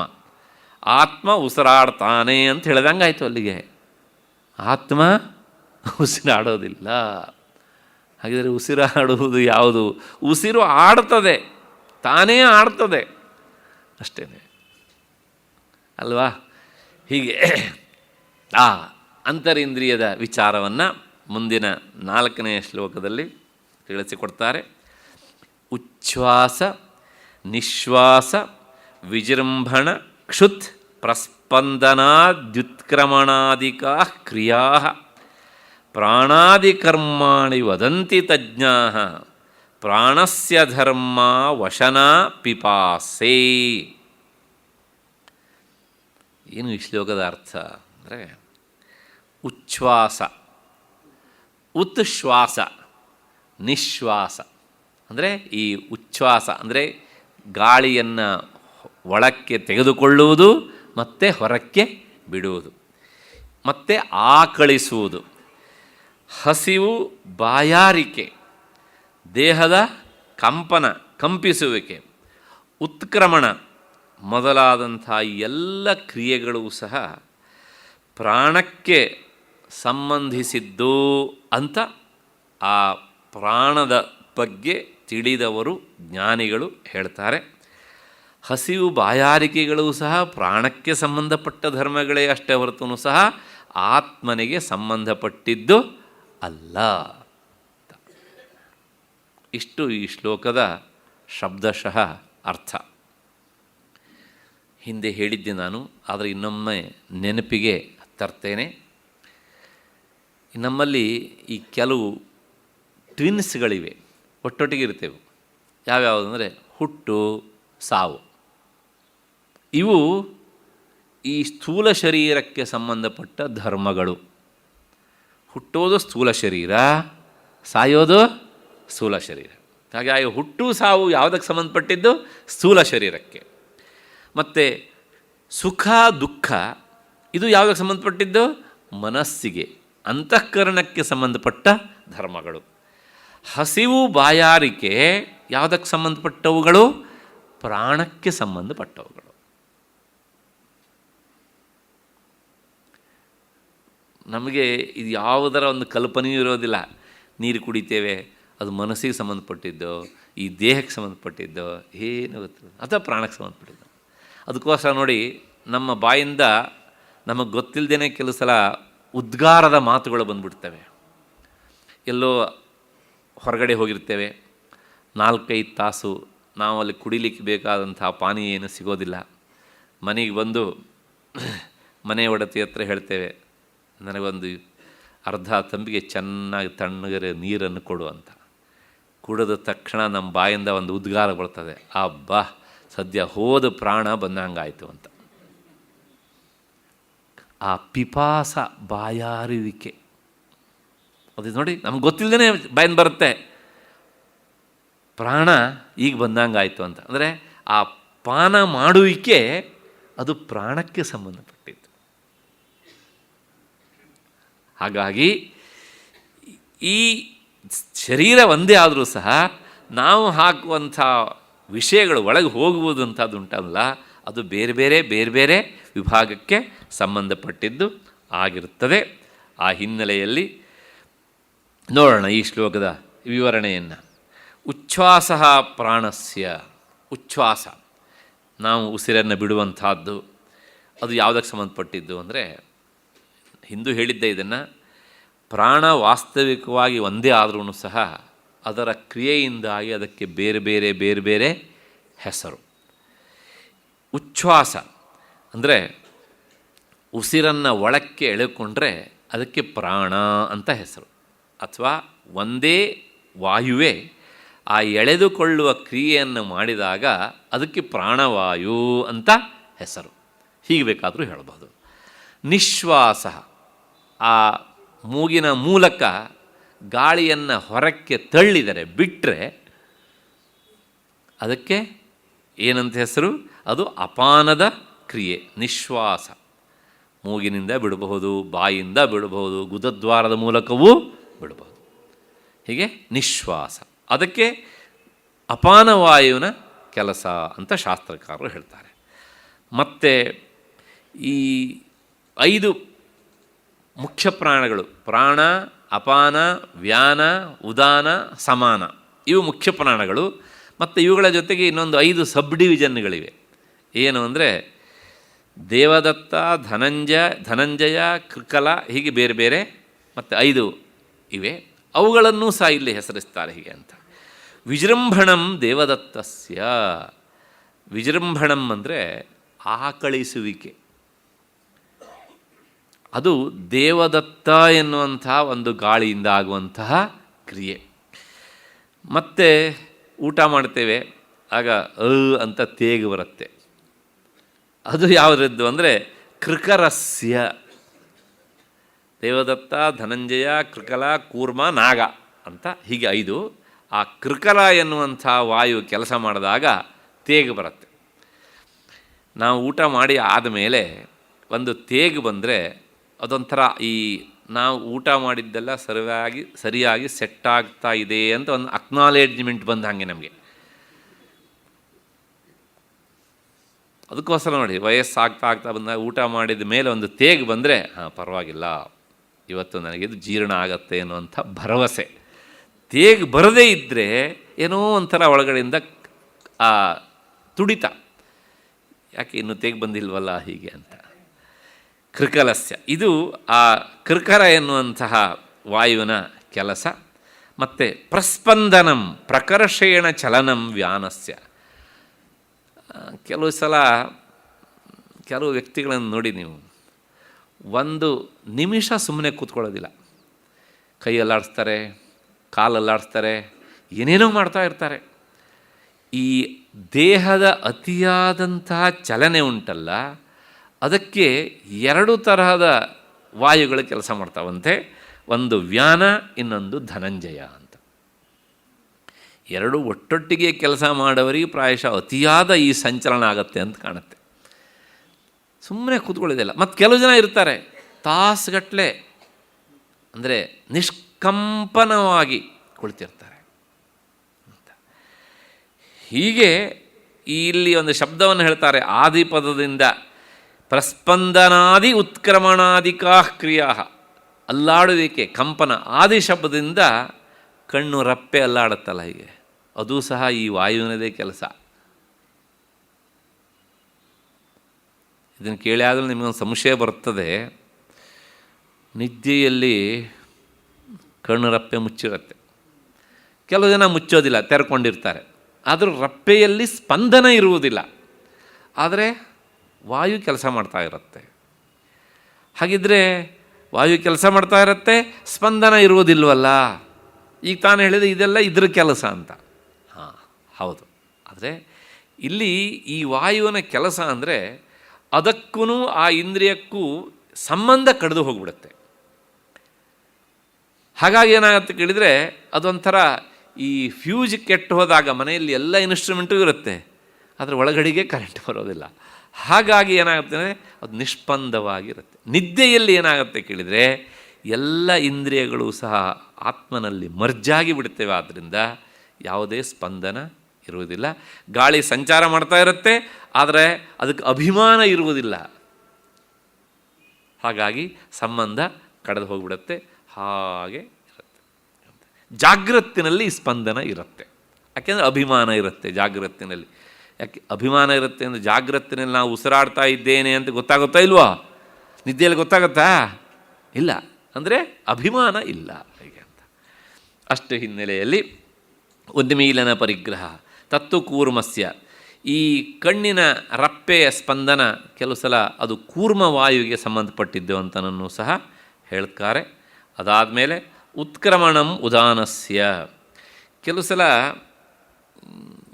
ಮಕ್ಕಳು ಜಿಗಿತಾರೆ, ಆ ಜಿಗುವಿಕೆಗೆ ಒಳಗಡೆಯಿಂದ ಒಂದು ವಾಯು ಕೆಲಸ ಮಾಡುತ್ತಂತೆ, ಅದೇ ಉದಾನವಾಯು. ಆ ಉದಾನವಾಯು ಯಾರಲ್ಲಿ ಚೆನ್ನಾಗಿ ಕೆಲಸ ಮಾಡುತ್ತೋ ಅವರು ಚೆನ್ನಾಗಿ ಜಂಪ್ ಮಾಡ್ತಾರೆ. ಯಾರಲ್ಲಿ ಅದು ಕೆಲಸ ಮಾಡೋದಿಲ್ವೋ ಅವರನ್ನು ಬೇರೆಯವರು ನಡೆಸ್ಕೊಂಡು ಹೋಗಬೇಕಾಗತ್ತೆ. ಹೀಗೆ ಮತ್ತೆ ಕೆಲವು ಸಲ ವಮಿಟ್ ಮಾಡ್ಕೊಳ್ತಾರಲ್ಲ, ಅದೂ ಸಹ ಈ ಉದಾನವಾಯುವುದರದೇ ಕೆಲಸ. ಏತಾನಿ ಕರ್ಮಾಣಿ ಪ್ರಾಣಾದೀನಾಂ ತಜ್ಞಾ ವದಂತಿ. ಹೀಗೆ ಎಲ್ಲ ಪ್ರಾಣಗಳು ಈ ಕೆಲಸವನ್ನು ಮಾಡ್ತವೆ ಅಂತ ಈ ಪ್ರಾಣ ತತ್ವವನ್ನು ಅರಿತಂತಹ ಶಾಸ್ತ್ರಕಾರರು ತಿಳಿಸಿಕೊಡ್ತಾರೆ. ಅಷ್ಟು ಹಿನ್ನೆಲೆಯಲ್ಲಿ ಈ ಅಶನಾ ಪಿಪಾಸೆ, ಅಶನ ಅಂದರೆ ಆಹಾರ ತೆಗೆದುಕೊಳ್ಳುವಿಕೆ, ಹಸಿವಾಗುವಿಕೆ ಮತ್ತು ಬಾಯಾರಿಕೆ ಆಗುವಿಕೆ, ಇವೆಲ್ಲವೂ ಸಹ ಪ್ರಾಣಕ್ಕೆ ಸಂಬಂಧಪಟ್ಟಂಥ ಧರ್ಮಗಳೇ. ಅತಯೇವ, ಆದ್ದರಿಂದಲೇ ನೋಡಿ, ನಿದ್ರಾಯಾಂ ಕ್ಷುತ್ಪಿಪಾಸಾದಿ ಅಭಾವ, ನಿದ್ದೆಯಲ್ಲಿ ಹಸಿವೂ ಇಲ್ಲ, ಬಾಯಾರಿಕೆಯೂ ಇಲ್ಲ. ಮತ್ತು ಸಂಶಯ ಬರ್ತದೆ, ಪ್ರಾಣ ಉಂಟಲ್ಲ ಯಾಕೆ ಹಸಿವು ಆಗೋದಿಲ್ಲ, ಬಾಯಾರಿಕೆ ಆಗೋದಿಲ್ಲ ಅಂದರೆ ಅದರ ಜೊತೆಗೆ ಅಭಿಮಾನ ಇಲ್ಲ. ಹಾಗಾಗಿ ನಿದ್ದೆಯಲ್ಲಿ ಹಸಿವಾದದ್ದು ಗೊತ್ತಾಗೋದಿಲ್ಲ, ಬಾಯಾರಿಕೆ ಆದದ್ದು ಗೊತ್ತಾಗುವುದಿಲ್ಲ. ಯಾಕೆಂದರೆ ಅಭಿಮಾನ ಅಭಾವಾತ್. ಅಷ್ಟು ಹಿನ್ನೆಲೆಯಲ್ಲಿ ಈ ಶ್ಲೋಕದ ವಿವರಣೆ ಸಾಕು ಅಂತ ಅಂದ್ಕೊಂಡು ಮತ್ತೆ ಮುಂದಿನ ಶ್ಲೋಕಕ್ಕೆ ಹೋಗೋಣ. ಈಗ ಮಧ್ಯದಲ್ಲಿ ಒಂದು ಪ್ರಶ್ನೆ ಏನು ಅಂದರೆ, ಯದ್ಯೇವಂ ಅಂಧತ್ವಾದೀನಾಂ ಅನಾತ್ಮಚಕ್ಷುರಾದಿಧರ್ಮತ್ವಂ ಕುತೋ ವಾ ಅಯಮಾತ್ಮ ಸ್ವಾತ್ಮಾನಂ ತದ್ಧರ್ಮವಂತಂ ಜಾನಾತಿ ಇತಿ ಶಂಕಾಯಾಮಃ. ಈ ಅಂಧತ್ವ, ಮೂಕತ್ವ, ಬಧಿರತ್ವ ಇವೆಲ್ಲವೂ ಸಹ ಅನಾತ್ಮಧರ್ಮಗಳೇ ಆಗಿದ್ದಿದ್ದರೆ, ಅಂದರೆ ಆತ್ಮನಿಗೆ ಸಂಬಂಧಪಟ್ಟವುಗಳು ಆಗಿ ಇರದೇ ಇದ್ದರೆ, ಆತ್ಮ ತನ್ನನ್ನು ಅಂದರೆ ಈ ಎಲ್ಲ ನಾನು ಕುರುಡ, ನಾನು ಕುಂಟ, ನಾನು ಮೂಕ ಅಂತ ಯಾಕೆ ತಿಳ್ಕೊಳ್ತಾನೆ? ಇವು ಇಂದ್ರಿಯ ಧರ್ಮಗಳೇ ಆದದ್ದಿದ್ದರೆ ಮನುಷ್ಯ ಕುರುಡನಾದವನು ನನ್ನ ಕಣ್ಣು ಕಾಣಿಸೋಲ್ಲ ಅಂತ ಹೇಳಬೇಕಿತ್ತೆ ಅಷ್ಟೇ ಹೊರತು ನಾನು ಕುರುಡ ಅಂತ ಹೇಳಬಾರ್ದಿತ್ತು. ನನ್ನ ಕಿವಿ ಕೇಳಿಸ್ಕೊಳ್ಳೋದಿಲ್ಲ ಅಂತ ಹೇಳಬೇಕಿತ್ತೆ ಅಷ್ಟೇ ಹೊರತು ಸಹ ನಾನು ಕಿವುಡ ಅಂತ ಹೇಳಬಾರ್ದಿತ್ತು ಅಲ್ವಾ? ಆದರೆ ನಾನು ಕಿವುಡ ಅಂತ ಹೇಳೋದ್ರ ಮೂಲಕ ಆ ಕಿವುಡುತನವೇ ನನಗೆ ಸಂಬಂಧಪಟ್ಟಿದ್ದು, ಆತ್ಮನಿಗೆ ಸಂಬಂಧಪಟ್ಟಿದ್ದು ಅನ್ನೋದನ್ನು ಹೇಳ್ತಾರೆ. ಇವೆಲ್ಲ ಇಂದ್ರಿಯ ಧರ್ಮಗಳೇ ಆದದ್ದಿದ್ದರೆ ಹಾಗೆ ಹೇಳ್ಬೋದಿತ್ತಲ್ಲ, ನಾನು ಕಿವುಡ ಅಂತ ಯಾಕೆ ಹೇಳಬೇಕು? ನಮಗೆ ಈ ಏನು ಹೇಳ್ತಾರೆ ಅಂದರೆ ಅಧ್ಯಾಸ, ಒಂದನ್ನು ಇನ್ನೊಂದರ ಮೇಲೆ ಆರೋಪಿಸಿ ಕೆಲಸ ಮಾಡೋದಿದೆಯಲ್ಲ, ಅದು ಜನ್ಮತಃ ಬಂದಿರ್ತದೆ. ವಾಸ್ತವಿಕವಾಗಿ ಯಾರಾದರೂ ನಮ್ಮ ಹತ್ರ ನಿಮ್ಮ ಹೆಸರು ಏನು ಅಂತ ಕೇಳಿದರೆ ಏನು ಹೇಳಬೇಕು? ಈ ಶರೀರಕ್ಕೆ ಈ ಹೆಸರಪ್ಪ ಅಂತ ಹೇಳಬೇಕು. ಯಾರಾದರೂ ಹೇಳ್ತಾರಾ?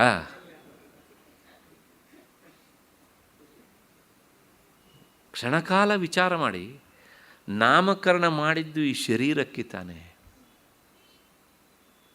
ಹೌದು ತಾನೆ? ಆದರೆ ಈ ಶರೀರಕ್ಕೆ ಈ ಹೆಸರಪ್ಪ ಅಂತ ಯಾರೂ ಹೇಳೋದಿಲ್ಲ, ಹೇಳಬೇಕಾದವನು ಹೇಳೋದಿಲ್ಲ. ಹೇಳಿದರೆ ಅದನ್ನು ಕೇಳಿಸ್ಕೊಂಡವನು, ಓ ಇವನೊಬ್ಬ ನಿಮ್ಯಾನಸಿಂದ ಈಚೆ ಬಂದಿದ್ದಾನೆ ಅಂತಲೇ ಅವನನ್ನು ಗುರುತಿಸ್ತಾರೆ, ಹೌದು ತಾನೆ? ಆದರೆ ವಾಸ್ತವಿಕವಾಗಿ ಹೇಳಬೇಕಾದದ್ದು ಹಾಗೇನೆ. ಹೀಗೆ ಅಪ್ಪ ಅಮ್ಮ ಇಟ್ಟ ಹೆಸರು ಈ ದೇಹಕ್ಕಾದರೂ ಸಹ ನಾವು ಅದನ್ನು ಆತ್ಮನಿಗೆ ಆರೋಪಿಸ್ತೇವೆ. ಹೀಗಿರುವಾಗ ಈ ಇಂದ್ರಿಯಗಳು ಇವೆಲ್ಲವೂ ಸಹ ದೇಹದೊಂದಿಗೇ ಬಂದವುಗಳಾದ್ದರಿಂದ ದೇಹಧರ್ಮವನ್ನು ಆತ್ಮನಿಗೆ ಆರೋಪ ಮಾಡುವುದು ನಮಗೆ ಅದು ಜನ್ಮತಃ ಬಂದುಬಿಟ್ಟಿದೆ ಈಗ ಅಂತ. ಹೀಗೆ ಆ ವಿಚಾರವನ್ನು ಈ ಶ್ಲೋಕದಲ್ಲಿ ನಮಗೆ ತಿಳಿಸಿಕೊಡ್ತಾರೆ. ಕುತೋವ ಅಯಮಾತ್ಮ ಸ್ವಾತ್ಮಾನಂ ತದ್ಧರ್ಮವಂತಂ ಜಾನಾತೀತಿ ಶಂಕಾಯಾಮಃ ಅಂತಃಕರಣಮಿತಿ. ಈಗ ಅದಕ್ಕೆ ವಿಚಾರವನ್ನು 105ನೇ ಶ್ಲೋಕದಲ್ಲಿ ತಿಳಿಸಿಕೊಡ್ತಾರೆ. ಅಂತಃಕರಣಮೇತೇಷು ಚಕ್ಷುರಾದಿಷು ವರ್ಷಮಣಿ ಅಹಮಿತ್ಯಭಿಮಾನೇನ ತಿಷ್ಠತ್ಯಾಭಾಸ ತೇಜಸ. ಏನು ಅಂದರೆ, ಈ ಚಕ್ಷುರಾದಿಗಳಲ್ಲಿಯೂ ಅಂದರೆ ನೇತ್ರೇಂದ್ರಿಯಾದಿಗಳಲ್ಲಿಯೂ ಮತ್ತು ದೇಹದಲ್ಲಿಯೂ ಸಹ ಈ ಒಳಗಿರುವಂಥ ಅಂತಃಕರಣ ಅಹಂ ಎನ್ನುವಂತಹ ಈ ಅಭಿಮಾನ ರೂಪವಾದ ಆಭಾಸ ಜ್ಞಾನದಿಂದ ಅದು ತುಂಬಿರುತ್ತದೆ. ಹಾಗಾಗಿ ಅಲ್ಲಿಯೇ ಮೊಟ್ಟ ಮೊದಲ ಈ ತಪ್ಪು ತಿಳುವಳಿಕೆ ಬಂದಾದ್ದರಿಂದ ಅಲ್ಲಿಂದ ಮುಂದಕ್ಕೆಲ್ಲವೂ ಸಹ ತಪ್ಪೇ ಮುಂದುವರಿತಾ ಹೋಗ್ತದೆ. ಅಧ್ಯಾಸ, ಒಂದನ್ನು ಇನ್ನೊಂದನ್ನಾಗಿ ತಿಳಿದುಕೊಳ್ಳುವಂತಹದ್ದು. ಇಷ್ಟು ಈ ಶ್ಲೋಕದ ಅರ್ಥ. ಅಂತಃಕರಣಂ ಮನಃ. ಅಂತಃಕರಣ ಅಂದರೆ ಮನಸ್ಸು. ನಾನು ಹಿಂದೂ ಹೇಳಿದ್ದೇನೆ, ಅಂತಃಕರಣ ಅನ್ನೋದನ್ನು ಮನಸ್ಸು, ಬುದ್ಧಿ, ಅಹಂಕಾರ, ಚಿತ್ತ ಈ ನಾಲ್ಕನ್ನು ಸೇರಿಸಿಯೂ ಹೇಳ್ತಾರೆ. ಮನಸ್ಸು ಬುದ್ಧಿ ಎರಡನ್ನಿಟ್ಕೊಂಡು ಹೇಳ್ತಾರೆ. ಕೆಲವು ಸಲ ಕೇವಲ ಮನಸ್ಸನ್ನು ಸಹ ಅಂತಃಕರಣ ಅಂತ ಹೇಳ್ತಾರೆ. ಅಷ್ಟು ಹಿನ್ನೆಲೆಯಲ್ಲಿ ಏತೇಷು ಚಕ್ಷುರಾದಿಷು ಜ್ಞಾನೇಂದ್ರಿಯೇಷು ವಾಗಾದಿ ಕರ್ಮೇಂದ್ರಿಯೇಷು ಪ್ರಾಣಾದಿಷು ವರ್ಷಮಣಿ ಸ್ಥೂಲ ಶರೀರೇ ಚ ಆಭಾಸ ತೇಜಸ. ಈ ಅಂತಃಕರಣ ಮನಸ್ಸು ಉಂಟಲ್ಲ, ಅದು ಆತ್ಮವಸ್ತುವಿನ ಪ್ರತಿಫಲನವನ್ನು ಅಂದರೆ ಅದರ ಪ್ರತಿಬಿಂಬವನ್ನು ತನ್ನಲ್ಲಿ ಪಡೀತದೆ. ಆತ್ಮನ ಪ್ರತಿಬಿಂಬ ಆಗುವಿಕೆ ಅಂತಃಕರಣದಲ್ಲಿ ಮಾತ್ರವೇ ಹೊರತು ಇನ್ಯಾವುದರಲ್ಲೂ ಆಗೋದಿಲ್ಲ. ಈ ಸ್ಥೂಲ ಶರೀರದಲ್ಲಿ ಅದರ ಪ್ರತಿಫಲನ ಆಗುವುದಿಲ್ಲ.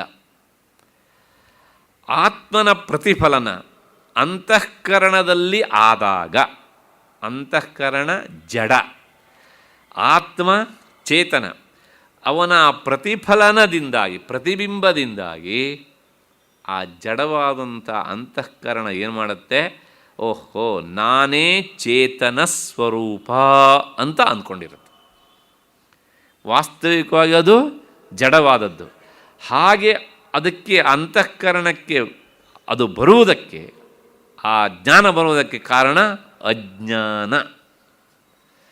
ಈ ಅಂತಃಕರಣದಲ್ಲಿ ಪ್ರತಿಫಲಿತವಾದಂತಹ ಆತ್ಮ, ಪ್ರತಿಬಿಂಬ ರೂಪವಾದ ಆತ್ಮನ ಇನ್ನೊಂದು ಹೆಸರು ಜೀವಾತ್ಮ. ಅಂತಃಕರಣದಲ್ಲಿ ಪ್ರತಿಫಲಿತನಾದರೆ ಜೀವಾತ್ಮ, ಇಲ್ಲದೇ ಇದ್ದರೆ ಅವನು ಪರಮಾತ್ಮ. ಹೀಗೆ ಈ ಅಂತಃಕರಣದಲ್ಲಿ ಆತ್ಮವಸ್ತು ಪ್ರತಿಫಲನಗೊಂಡಾಗ ಜಡವಾದಂತಹ ಅಂತಃಕರಣ ನಾನೇ ಆತ್ಮ ಅಂತ ಅಂದ್ಕೊಳ್ಳುತ್ತೆ. ಅದರಿಂದಾಗಿ ಅಲ್ಲಿಂದ ಮುಂದಕ್ಕಿರುವಂತಹ ಇಂದ್ರಿಯಗಳು ಸಹ ನಾನೇ ಆತ್ಮ ಅಂತ ಅಂದ್ಕೊಳ್ತೇವೆ. ಇನ್ನು ಮುಂದಕ್ಕೆ ಹೋದರೆ ದಡ್ರು ಸ್ಥೂಲ ಶರೀರವೇ ಆತ್ಮ ಅಂತ ಅಂದ್ಕೊಳ್ತಾರೆ. ಹೀಗೆ ಆತ್ಮನ ಧರ್ಮವನ್ನು ಅಂತಃಕರಣಕ್ಕೂ, ಅಂತಃಕರಣದ ಜಡತ್ವ ರೂಪ ಧರ್ಮವನ್ನು ಆತ್ಮನಿಗೂ ನಾವು ಎಷ್ಟೋ ಕಾಲದಿಂದ ಪರಸ್ಪರ ಆರೋಪ ಮಾಡಿಕೊಂಡು ಹೀಗೇ ಅನುಭವಿಸಿಕೊಂಡು ಬಂದಿರ್ತೇವೆ. ಅಲ್ಲಿಗೆ ಆತ್ಮನ ಈ ಅರಿಯುವಿಕೆ ಮತ್ತು ಇರುವಿಕೆ ಇವೆಲ್ಲವೂ ಸಹ ನಾವೇನು ಮಾಡ್ತೇವೆ, ಇಂದ್ರಿಯಗಳಿಗೆ, ಅಂತಃಕರಣಕ್ಕೆ ಆರೋಪ ಮಾಡ್ತೇವೆ. ಅಂತಃಕರಣದ ಜಡತ್ವವನ್ನು ಆತ್ಮನಿಗೆ ಆರೋಪ ಮಾಡ್ತೇವೆ. ಹೀಗೆ ಅಹಮಿತ್ಯಭಿಮಾನೇನ ಅಜ್ಞಾನ ಪ್ರಯೋಜ್ಯೇನ ತಾದಾತ್ಮ್ಯಾಭಿಮಾನೇನ ತಿಷ್ಠತಿ. ಅದಕ್ಕೋಸ್ಕರಲೇ ಏನಾಗುತ್ತೆ ಅಂದರೆ ಒಂದನ್ನು ಇನ್ನೊಂದನ್ನಾಗಿ ನಾವು ತಿಳಿದುಕೊಳ್ತೇವೆ. ಅಷ್ಟಾದ ಮೇಲೆ ಈಗ ಇನ್ನೊಂದು ಪ್ರಶ್ನೆ ಏನು ಅಂದರೆ, ಗಾಢನಿದ್ರಾವಸ್ಥೆಯಲ್ಲಿ ಅಂತಃಕರಣ ಇರುತ್ತೆ, ಆದರೆ ಬೀಜಭಾವವನ್ನು ಪಡೀತದೆ. ಹಾಗಾಗಿ ಏನಾಗುತ್ತೆ ಕೇಳಿದರೆ, ಅಂತಃಕರಣದಿಂದ ಯಾವುದೇ ಚಟುವಟಿಕೆಯೂ ಆಗೋದಿಲ್ಲ. ಹಾಗಾಗಿ ಇಂದ್ರಿಯಗಳು ಸಹ ಏನಾಗ್ತವೆ ಕೇಳಿದರೆ ಅವು ತಟಸ್ಥವಾಗಿ ಇರ್ತವೆ. ಗಾಢನಿದ್ರಾವಸ್ಥೆಯಲ್ಲಿ ಅಂತಃಕರಣ ಬೀಜರೂಪ ತಾಳುತ್ತೆ, ಹಾಗಾಗಿ ಯಾವುದೇ ಕೆಲಸ ಆಗೋದಿಲ್ಲ ಇಂದ್ರಿಯಗಳಿಂದ. ಸ್ವಪ್ನಾವಸ್ಥೆಯಲ್ಲಿ ಏನಾಗುತ್ತೆ ಕೇಳಿದರೆ ಅಂತಃಕರಣ ಬೆಳಗ್ತಾ ಇರುತ್ತೆ, ಆದರೆ ಈ ಎಲ್ಲ ಇಂದ್ರಿಯಗಳು ಸಹ ಏನಾಗುತ್ತೆ ಕೇಳಿದರೆ ಅವು ತಟಸ್ಥ ಆಗಿರ್ತವೆ. ಆದ್ದರಿಂದ ಅಲ್ಲೂ ಸಹ ಇನ್ನೇನು ಕೆಲಸ ಆಗೋದಿಲ್ಲ. ಆದರೆ ಒಳಗಿಂದ ನೋಡ್ತಾ ಇರುತ್ತೆ ಮನಸ್ಸು. ಆತ್ಮನ ಪ್ರಕಾಶದ ಹಿನ್ನೆಲೆಯಲ್ಲಿ ಮನಸ್ಸು ಎಲ್ಲವೂ ಆಗಿ ಕೆಲಸ ಮಾಡ್ತಾ ಇರುತ್ತೆ. ಅದೇ ಕಣ್ಣಾಗತ್ತೆ, ಅದೇ ಕಿವಿ ಆಗತ್ತೆ, ಅದೇ ಮೂಗಾಗತ್ತೆ, ಅದೇ ಕುರುಡನೂ ಆಗತ್ತೆ, ಅದೇ ಕುಂಟನೂ ಆಗತ್ತೆ. ಆಗಲೂ ಸಹ ಸ್ಥೂಲ ಶರೀರ ಏನನ್ನೂ ಮಾಡುವುದಿಲ್ಲ. ಹೀಗೆ ಸುಷುಪ್ತಾವಂತಃಕರಣಮೇ ಆತ್ಮ ಪ್ರತಿಫಲನಮಪಿ ನಾಸ್ತಿ, ಅಹಮಂಧ ಇತ್ಯಾದಿ ವ್ಯವಹಾರೋಪಿ ನಾಸ್ತಿ. ಅದಕ್ಕೋಸ್ಕರ ಈ ಗಾಢನಿದ್ರಾವಸ್ಥೆಯಲ್ಲಿ ಕುರುಡನಾದವನಿಗೆ ತಾನು ಕುರುಡ ಎನ್ನುವಂಥ ಅರಿವು ಸಹ ಇರೋದಿಲ್ಲ. ಯಾಕೆಂದರೆ ಅದನ್ನು ತಿಳಿಯುವಂಥ ಆತ್ಮನನ್ನು ಪ್ರಕಟಪಡಿಸುವ ಅಂತಃಕರಣ ಏನಾಗಿರುತ್ತೆ, ಬೀಜ ರೂಪದಲ್ಲಿ ನಿಂತಿರುತ್ತೆ. ಏವಂ ಸ್ವಪ್ನೆ ಪ್ರತಿಫಲನ ಸತ್ಯೇಪಿ ಚಕ್ಷುರಾದವು ಆಭಾಸ ತೇಜಸ ಅಂತಃಕರಣಂ ನ ತಿಷ್ಠತಿ. ಹಾಗೆ ಗಾಢನಿದ್ರಾವಸ್ಥೆಯಲ್ಲಿ ಅಂತಃಕರಣ ಬೆಳಗ್ತಾ ಇದ್ರೂ ಸಹ ಇಂದ್ರಿಯಾದಿಗಳು ಕೆಲಸ ಮಾಡುವುದಿಲ್ಲ. ಅದಕ್ಕೋಸ್ಕರ ಈ ಅಂಧತ್ವಾದಿ ವ್ಯವಹಾರ ಜಾಗೃತೀವ ನಾಸ್ತಿ ಇತಿ ಭಾವ.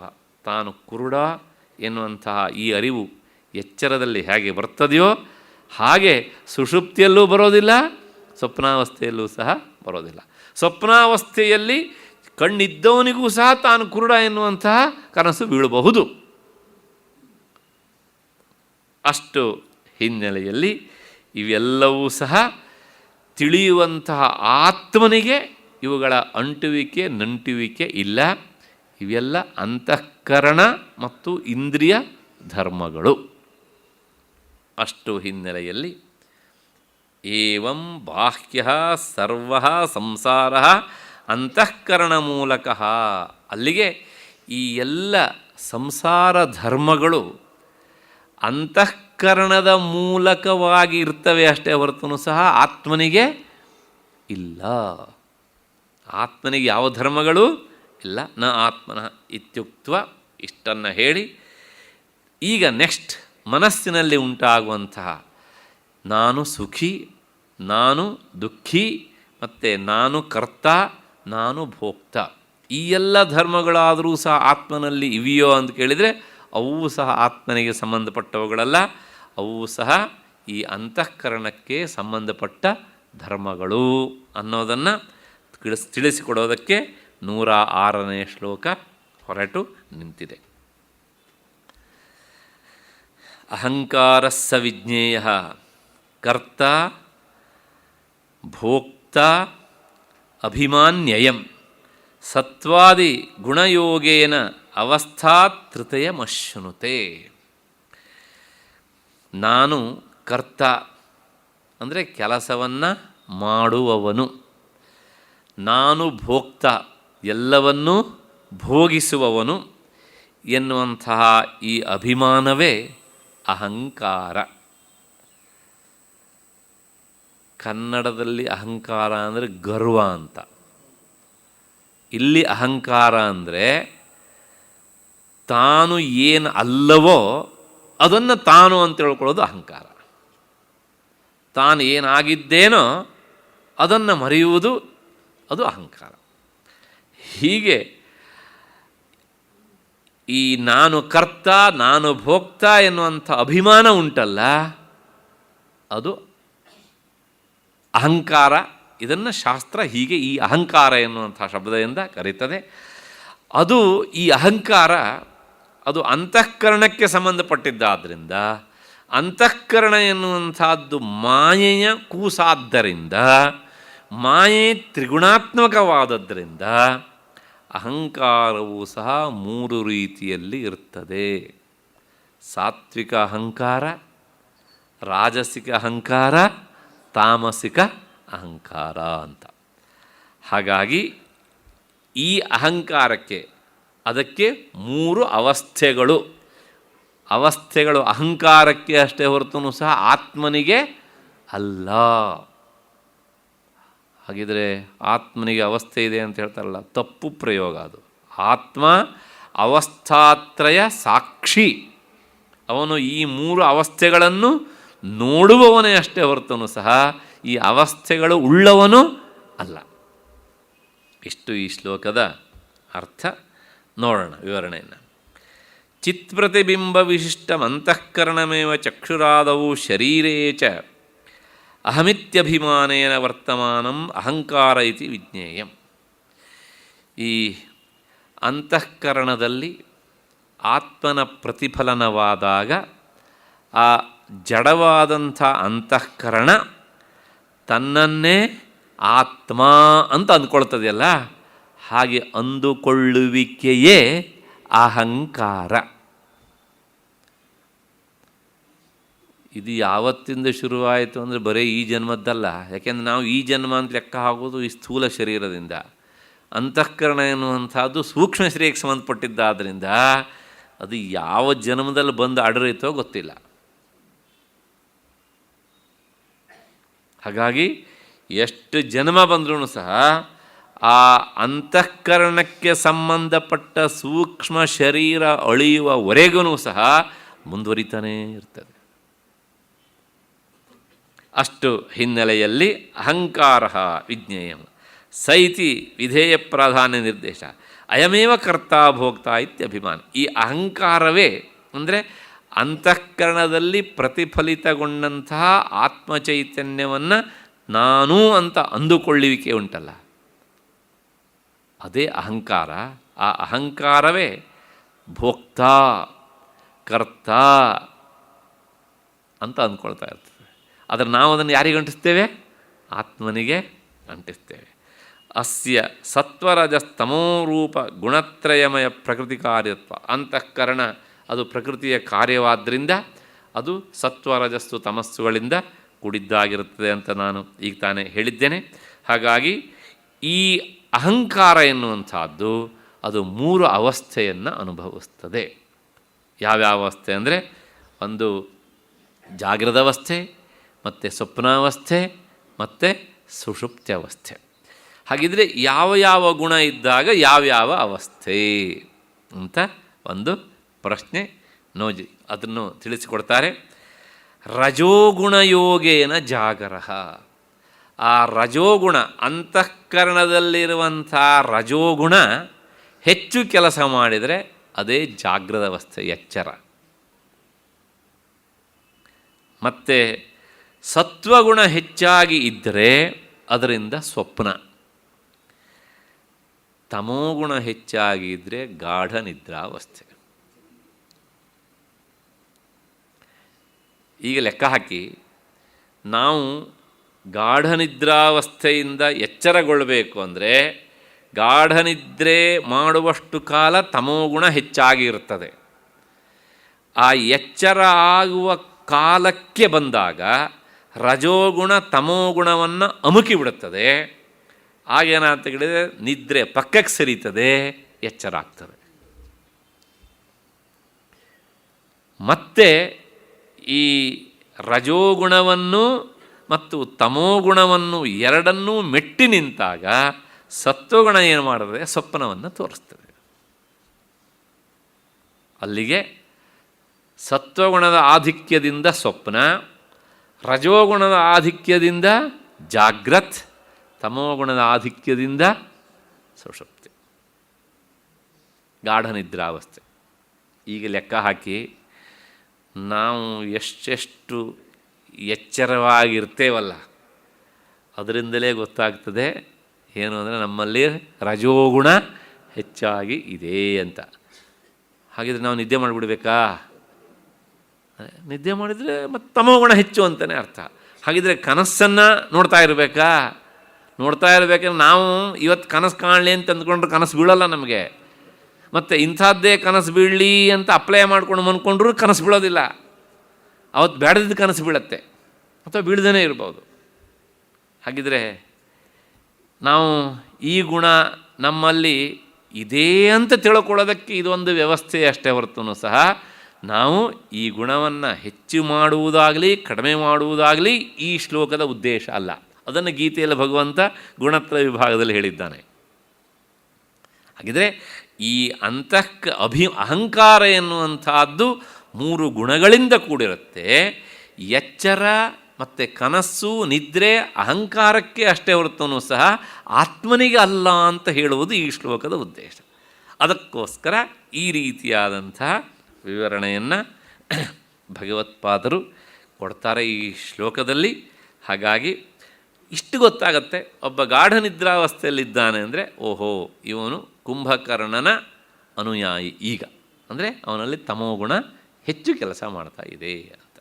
ಒಂದಂತೂ ಸತ್ಯ, ಯಾವನಿಗೆ ಅತಿನಿದ್ರೆ ಬರುತ್ತೋ ಅವನು ತಮೋಗುಣ ಭೂಯಿಷ್ಠನಾಗಿರ್ತಾನೆ. ಅಷ್ಟು ಹಿನ್ನೆಲೆಯಲ್ಲಿ ಈ ಶ್ಲೋಕದ ವಿವರಣೆ ಸಾಕು ಅಂತ ಅಂದ್ಕೊಂಡು ಮುಂದೆ 107ನೇ ಶ್ಲೋಕಕ್ಕೆ ಹೋಗೋಣ. ಏವಂ ಕರ್ತೃತ್ವ ಭೋಕ್ತೃತ್ವೇ ಆಂತರೇ ತದ್ಧರ್ಮವಿತ್ಯುಕ್ತ ಸುಖದುಃಖಯೋರಪಿ ತದ್ಧರ್ಮತ್ವಂ ಆಹ. ಈಗ ಅಂತಃಕರಣದ ಅಂದರೆ ಅಹಂಕಾರದ ಧರ್ಮವಾದಂತಹ ಎಚ್ಚರ, ಕನಸು, ನಿದ್ದೆಯನ್ನು ನೋಡಿದ್ವಿ. ಈ ಅಹಂಕಾರದ ಇನ್ನೊಂದು ಧರ್ಮ ಸುಖ ಮತ್ತು ದುಃಖ, ಅದನ್ನು ಅನುಭವಿಸುವಿಕೆ. ಅದು ಹೇಗೆ ಅನ್ನೋದನ್ನು ಈ ಶ್ಲೋಕದಲ್ಲಿ ಹೇಳ್ತಾರೆ. ವಿಷಯಾಣಾಂ ಆನುಕೂಲ್ಯೇ ಸುಖೀ ದುಃಖೀ ವಿಪರ್ಯಯೇ ಸುಖಂ ದುಃಖಂಚ ತದ್ಧರ್ಮ ಸದಾನಂದಸ್ಯ ನ ಆತ್ಮನಃ. ಆತ್ಮ ಸದಾ ಆನಂದ ಸ್ವರೂಪ. ಹಾಗಾಗಿ ಈ ಭೋಗ್ಯ ವಸ್ತುಗಳು ಅನುಕೂಲವಾಗಿದ್ದರೆ ಸುಖದಿಂದ ಇರ್ತಾನೆ, ಮತ್ತು ಪ್ರತಿಕೂಲವಾಗಿದ್ದರೆ ದುಃಖದಿಂದ ಇರ್ತಾನೆ. ಈ ಸುಖ ಮತ್ತು ದುಃಖಗಳು ಅಂತಃಕರಣಕ್ಕೆ ಅಂದರೆ ಅಹಂಕಾರಕ್ಕೆ ಸಂಬಂಧಪಟ್ಟಂತಹ ಧರ್ಮಗಳೇ ಹೊರತು ಆತ್ಮನದು ಅಲ್ಲ. ಅಂದರೆ ಹೊರಗಿನ ವಸ್ತುವಿನಿಂದ ನಮಗೆ ಸುಖ ಸಿಕ್ಕಾಗ ನಾನು ಸುಖಿ ಅಂತ ಅಂದ್ಕೊಳ್ತೇವಲ್ಲ, ಇದು ಅಹಂಕಾರಕ್ಕೆ ಸಂಬಂಧಪಟ್ಟಿದ್ದೇ ಅಷ್ಟೇ ಹೊರತು ಸಹ ಆತ್ಮನಿಗೆ ಸಂಬಂಧಪಟ್ಟಿದ್ದು ಅಲ್ಲ. ಹಾಗಿದ್ರೆ ಹೇಳಬೇಕಿದ್ರೆ ಆತ್ಮ ಸದಾ ಆನಂದ ಸ್ವರೂಪ ಅಂತ ಹೇಳ್ತಿರಲ್ಲ ಅಂದರೆ ಆ ಆನಂದ ಸ್ವರೂಪದ ಅರಿವು ನಮಗಾಗುವುದು ಗಾಢ ನಿದ್ರೆಯಲ್ಲಿ, ಜಾಗೃತಿನಲ್ಲಿ ಅಲ್ಲ. ಜಾಗೃತಿನಲ್ಲಿ ಹೊರಗಿನ ವಸ್ತುವಿನಿಂದ ನಮಗೆ ಆಗುವಂಥ ಸುಖ ಅದು ಅಹಂಕಾರಕ್ಕೆ ಸಂಬಂಧಪಟ್ಟಿದ್ದೇ ಅಷ್ಟೇ ಹೊರತು ಸಹ ಆತ್ಮನಿಗೆ ಸಂಬಂಧಪಟ್ಟಿದ್ದು ಅಲ್ಲ. ಇಷ್ಟು ಈ ಶ್ಲೋಕದ ಶಬ್ದಶಃ ಅರ್ಥ. ವಿಷಯಾಣಾಂ ಶಬ್ದಾದೀನಾಂ ಆನುಕೂಲ್ಯೆ ಸ್ವಕೀಯ ಇಚ್ಛಾನುಸಾರೇಣ ಸಂಪ್ರಾಪ್ತವು ಸುಖಿ ಅಹಂ ಸುಖೀತಿ ಪ್ರತೀತಿ. ಅಂದರೆ ಈ ಹೊರಗಿನ ಭೋಗ್ಯ ವಸ್ತುಗಳು ನಮಗೆ ಅನುಕೂಲ, ನಮಗೆ ಇದು ತಪ್ಪು ಪ್ರಯೋಗ, ಆದರೆ ಅದನ್ನು ಬಿಟ್ಟರೆ ಹೇಳಲಿಕ್ಕೆ ಬೇರೆ ವ್ಯವಸ್ಥೆ ಇಲ್ಲದಿದ್ದರಿಂದ ಹೇಳ್ತಿದ್ದೇನೆ. ಅಹಂಕಾರಕ್ಕೆ ಅನುಕೂಲಕರವಾಗಿ ಇದ್ದರೆ ಅದನ್ನು ನಾವು ಸುಖ ಅಂತ ಕರಿತೇವೆ. ಹೊರಗಿನಿಂದ ಸಿಗುವಂತಹ ವಸ್ತುವಿನ ಸುಖ ಅದು ಪ್ರತಿಕೂಲವಾಗಿದ್ದರೆ ಅಹಂಕಾರಕ್ಕೆ ಅದನ್ನು ನಾವು ಏನು ಕರಿತೇವೆ? ದುಃಖ ಅಂತ ಕರಿತೇವೆ. ಅಲ್ಲಿಗೆ ಈ ಸುಖ ಮತ್ತು ದುಃಖ ಅಂತಃಕರಣದ ಇನ್ನೊಂದು ಭಾಗವಾದಂತಹ ಅಹಂಕಾರಕ್ಕೆ ಸಂಬಂಧಪಟ್ಟಿದ್ದೇ ಅಷ್ಟೇ ಹೊರತು ಸಹ ಆತ್ಮನಿಗೆ ಸಂಬಂಧಪಟ್ಟವುಗಳು ಅಲ್ಲ. ಈ ಶ್ಲೋಕಗಳೆಲ್ಲ ಸ್ವಲ್ಪ ಜಟಿಲ, ಅತ್ಯಂತ ಸೂಕ್ಷ್ಮವಾದಂಥ ವಿಚಾರವನ್ನು ಹೇಳುವಂಥವು. ಅಂದರೆ ನಾವು ಯಾವುದೇ ಹೊರಗಿನ ವಸ್ತುವಿನಿಂದ ಸುಖವಾಗಲಿ ಅಥವಾ ದುಃಖವಾಗಲಿ ನಮಗೆ ಅನುಭವಕ್ಕೆ ಬಂದಾಗ ಇದು ಅಹಂಕಾರಕ್ಕೆ ಸಂಬಂಧಪಟ್ಟಿದ್ದೇ ಹೊರತೂ ಸಹ ಆತ್ಮನಿಗೆ ಸಂಬಂಧಪಟ್ಟಿದ್ದು ಅಲ್ಲ ಅಂತ ಎಷ್ಟೋ ವರ್ಷಗಳ ಈ ಚಿಂತನಾರೂಪವಾದ ಸಾಧನೆ ನಡೆದಾಗ, ಅದಕ್ಕೋಸ್ಕರ ವೇದಾಂತ ಸಾಧನಾಶಾಸ್ತ್ರ ಅಂತ ಹೇಳೋದು, ಆಗ ಅವನಿಗೆ ಅಲ್ಲಿ ಅಷ್ಟೋ ಇಷ್ಟೋ ಆ ಬೆಳಕು ಸಿಗೋದಕ್ಕೆ, ಯಥಾರ್ಥದ ಬೆಳಕು ಸಿಗೋದಕ್ಕೆ ಪ್ರಾರಂಭ ಆಗ್ತದೆ. ಅಷ್ಟು ಹಿನ್ನೆಲೆಯಲ್ಲಿ ವಿಪರ್ಯಯೇ ಪ್ರಾತಿಕೂಲ್ಯೇನ ಸ್ವೇಚ್ಛಾವಿರೋಧೇನ ಪ್ರಸಕ್ತೋ ದುಃಖಿ. ಅಂತಃಕರಣದ ಭಾಗವಾದಂಥ ಅಹಂಕಾರಕ್ಕೆ ಪ್ರತಿಕೂಲವಾದಂಥ ಘಟನೆ ನಡೆದಾಗ ಅದನ್ನು ದುಃಖ ಅಂತ ಕರೀತಾರೆ. ಈ ಅಂತಃಕರಣಕ್ಕೆ ಅನುಕೂಲಕರವಾದಂಥದ್ದು ಸಿಕ್ಕಾಗ ಅದನ್ನು ಸುಖ ಅಂತ ಕರೀತಾರೆ. ಹಾಗಾಗಿ ಇವೆಲ್ಲ ಅಂತಃಕರಣದ ಧರ್ಮಗಳೇ ಅಷ್ಟೇ ಹೊರತೂ ಸಹ ಆತ್ಮನಿಗೆ ಸಂಬಂಧಪಟ್ಟವುಗಳು ಅಲ್ಲ. ಹಾಗಿದ್ರೆ ಆತ್ಮನ ಸ್ವಭಾವ ಎಂಥದ್ದು ಅಂದರೆ ಅವನು ಸರ್ವದಾ ಆನಂದ ಸ್ವರೂಪಸ್ಯ, ಅವನು ಸದಾ ಆನಂದ ಸ್ವರೂಪ. ಆತ್ಮನಿಗೆ ಹೊರಗಿನ ವಸ್ತುಗಳಿಂದ ಸುಖವೂ ಇಲ್ಲ, ಹೊರಗಿನ ವಸ್ತುಗಳಿಂದ ದುಃಖವೂ ಇಲ್ಲ. ಅವನು ಆನಂದ ಸ್ವರೂಪನಾದ್ದರಿಂದ ಅವನ ಆ ಆನಂದಕ್ಕೆ ಕ್ಷಯ ಎನ್ನುವಂಥದ್ದು ಇಲ್ಲ.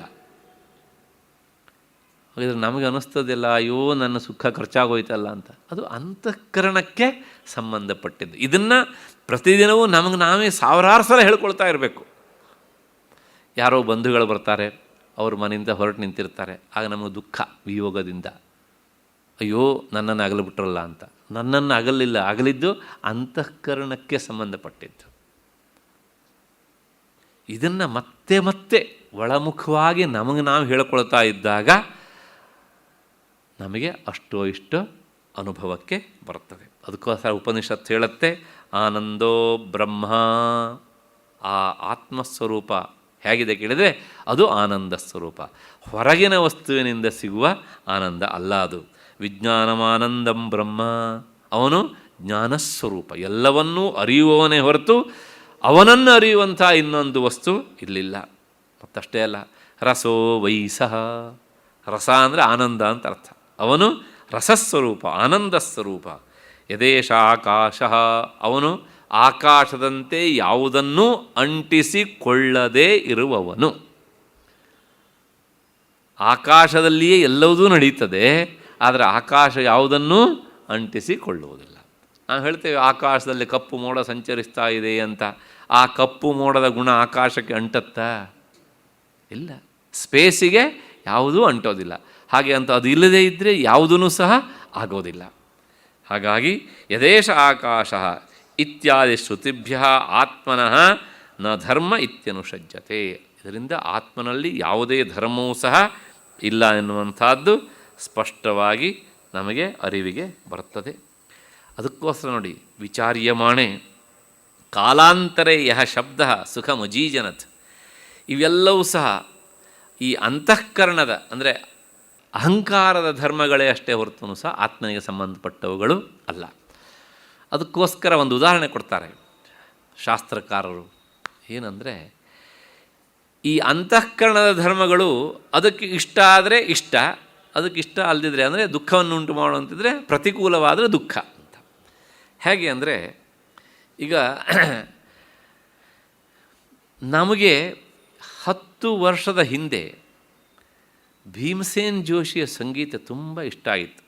ಮತ್ತು ಪುನಃ ನಾನು ಹೇಳಿದ್ದು ತಪ್ಪು ಪ್ರಯೋಗ, ನಮಗೆ ಅಂತ ಹೇಳಿದ್ನಲ್ಲ, ಅದು ಅಂದರೆ ಅಂತಃಕರಣಕ್ಕೆ ತುಂಬ ಇಷ್ಟ ಆಗಿತ್ತು. ಅದಾದಮೇಲೆ ಯಾವತ್ತೋ ಒಂದು ಸಲ ಬಾಲಮುರಳಿಯ ಸಂಗೀತ ಕಚೇರಿಯನ್ನು ಕೇಳಿ ಆದಮೇಲೆ ಅದಕ್ಕಿಂತ ಇದೇ ಚೆನ್ನ ಅಂತ ಅನ್ನಿಸ್ತು.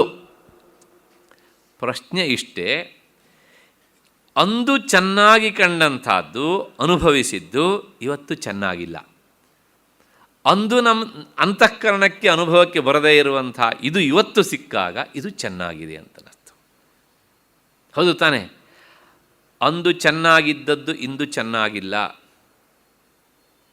ನೋಡಿ, ಕಾಲ ಅಖಂಡ, ವ್ಯಕ್ತಿ ಅವನೇ. ಹಾಗಿದ್ದರೆ ಯಾಕೆ ಈ ಭಿನ್ನಾಭಿಪ್ರಾಯ ಬಂತು? ಆತ್ಮ ಒಬ್ಬನೇ ಆದರದಿದ್ದರೆ ಆದಮೇಲೆ ಅವನಿಗೆ ಹೀಗೆ ಭೇದ ಬರಬಾರ್ದು, ಹೌದು ತಾನೆ? ಅಂದರೆ ಆತ್ಮನಿಗೆ ಈ ಯಾವ ಧರ್ಮಗಳೂ ಇಲ್ಲ, ಇವೆಲ್ಲವೂ ಸಹ ಅಂತಃಕರಣಕ್ಕೆ ಸಂಬಂಧಪಟ್ಟಂತಹ ಧರ್ಮಗಳು. ಹಾಗಾಗಿ 1-2 ವರ್ಷ ಹಿಂದೆ ನಮಗೆ ಇಷ್ಟವಾದದ್ದು, ನಮಗೆ ಅಂದರೆ ಅಂತಃಕರಣಕ್ಕೆ ಇಷ್ಟವಾದದ್ದು 2 ವರ್ಷ ಆದಮೇಲೆ ಬೇಡ ಅಂತ ಅನಿಸುತ್ತೆ. ಇವತ್ತು ಇಷ್ಟವಾದದ್ದು ಅಂತಃಕರಣಕ್ಕೆ ಇನ್ನೊಂದು ವಾರ ಆದಮೇಲೆ ಅದು ಇಷ್ಟ ಆಗದೇ ಇರಬಹುದು. ಒಬ್ಬನೇ ವ್ಯಕ್ತಿ ಈ ಅಂತಃಕರಣಕ್ಕೆ 4 ವರ್ಷ ತುಂಬ ಹತ್ತಿರದವನಾಗಿರ್ತಾನೆ, ಒಳ್ಳೆಯವನಾಗಿ ಕಾಣ್ತಾನೆ. ಆದರೆ ಅವನೇ ಏನೋ ಪ್ರತಿಕೂಲವಾಗಿ ನಡ್ಕೊಂಡಾಗ ಅವನು ಕೆಟ್ಟವನಾಗಿ ಕಾಣ್ತಾನೆ. ಆದ್ದರಿಂದ ಇವೆಲ್ಲವೂ ಸಹ ಅಂತಃಕರಣಕ್ಕೆ ಸಂಬಂಧಪಟ್ಟಂತಹ ಧರ್ಮಗಳೇ ಅಷ್ಟೇ ಹೊರತೂ ಸಹ ಆತ್ಮನಿಗೆ ಸಂಬಂಧಪಟ್ಟವುಗಳು ಅಲ್ಲ. ಪ್ರಸಿದ್ಧಂ ಲೋಕೆ ತತ್ರ ಮನೋಭೇದಂ ವಿನಾ ನಾದ್ಯಸ್ಯ ಹೇತುತ್ವಂ ಸುವಚಂ ವಿಷಯಸ್ಯೈಕ ರೂಪತ್ವ. ಅನುಭವಿಸುವ ವಿಷಯವೂ ಸಮಾನ. ಅಂದು ಕೇಳಿದಂಥ ಭೀಮಸೇನ್ ಜೋಶಿಯ ಸಂಗೀತ ಹಾಗೇ ಇದೆ, ಆದರೂ ಸಹ ಇವತ್ತು ಅದು ಬೇಡ ಅಂತ ಅನಿಸುತ್ತೆ. ಯಾಕೆ? ವಿಷಯ ಸಮಾನ, ಕಾಲವೂ ಸಹ ಅಖಂಡವ ರೂಪದಲ್ಲಿ ಸಮಾನ. ಹಾಗಾಗಿ ಇದು ಬೇಡ ಅಂತ ಅನಿಸೋದಕ್ಕೆ ಕಾರಣ ಅಂತಃಕರಣದ ಭೇದವೇ ಕಾರಣವೇ ಹೊರತು ಆತ್ಮ ಅಲ್ಲ. ಹೀಗೆ ಈ ಮನಸ್ಸಿದೆಯಲ್ಲ, ಅಂತಃಕರಣ, ಅದು ತನಗೆ ಇಷ್ಟವಾದದ್ದು ಸಿಕ್ಕಾಗ ತಾನು ಸುಖಿ ಅಂತ ಭಾವಿಸ್ತದೆ, ತನಗೆ ಪ್ರತಿಕೂಲವಾದದ್ದು ಸಿಕ್ಕಾಗ ಅದು ದುಃಖಿ ಅಂತ ಭಾವಿಸ್ತದೆ. ಆತ್ಮನ ಸನಿಹದಲ್ಲಿಯೇ ಇರುವುದರಿಂದ ಈ ಅಂತಃಕರಣದಲ್ಲಿ ಆಗುವಂಥ ಎಲ್ಲ ಧರ್ಮಗಳನ್ನು ತನ್ನಲ್ಲಿ ಆರೋಪಿಸಿಕೊಂಡಂಥ, ಅಂದರೆ ಅಂತಃಕರಣದಲ್ಲಿ ಪ್ರತಿಫಲಿತವಾದ ಚೈತನ್ಯ ಜೀವಾತ್ಮ ನಾನೇ ಇದನ್ನೆಲ್ಲವನ್ನು ಅನುಭವಿಸ್ತಾ ಇದ್ದೇನೆ ಅಂತ ಭಾವಿಸಿಕೊಳ್ತಾನೆ. ಇದಕ್ಕೆ ಕಾರಣ ಅಧ್ಯಾಸ, ಒಂದನ್ನು ಇನ್ನೊಂದರಲ್ಲಿ ಆರೋಪಿಸುವುದು ಅಥವಾ ಒಂದನ್ನು ಇನ್ನೊಂದನ್ನಾಗಿ ತಪ್ಪಾಗಿ ತಿಳಿದುಕೊಳ್ಳುವುದು. ಅಷ್ಟು ಹಿನ್ನೆಲೆಯಲ್ಲಿ ಇವೆಲ್ಲ ಅಂತಃಕರಣದ, ಅಂದರೆ ಅಹಂಕಾರದ ಧರ್ಮಗಳೇ ಅಷ್ಟೇ ಹೊರತೂ ಸಹ ಆತ್ಮನದು ಅಲ್ಲ. ಇಷ್ಟಾದ ಮೇಲೆ ಹಾಗಿದ್ದರೆ ಆತ್ಮನ ಸ್ವರೂಪ ಎಂಥದ್ದು ಅಂದರೆ ಅವನು ಸದಾ ಆನಂದ ಸ್ವರೂಪ. ಹೊರಗಿನ ವಸ್ತುಗಳಿಂದ ಸಿಗುವಂಥ ಆನಂದ ರೂಪ ಅವನದಲ್ಲ, ಅದು ಶಬ್ದಕ್ಕೆ ನಿಲುಕದೇ ಇರುವಂಥ ಆನಂದ ಸ್ವರೂಪ ಆತ್ಮವಸ್ತು ಎನ್ನುವಂಥದ್ದು. ಅದನ್ನು ಹೇಗೆ ಅಂತ ಶ್ರುತಿ ಹೇಳ್ತದೆ ಅನ್ನೋದನ್ನು ನಾಳೆ 6 ಸೇರಿದಾಗ ನೋಡೋಣ. ಅಲ್ಲಿವರೆಗೆ ನಿಮಗೆಲ್ಲರಿಗೂ ನಮಸ್ಕಾರ ಮತ್ತು ಕೃತಜ್ಞತೆಗಳು.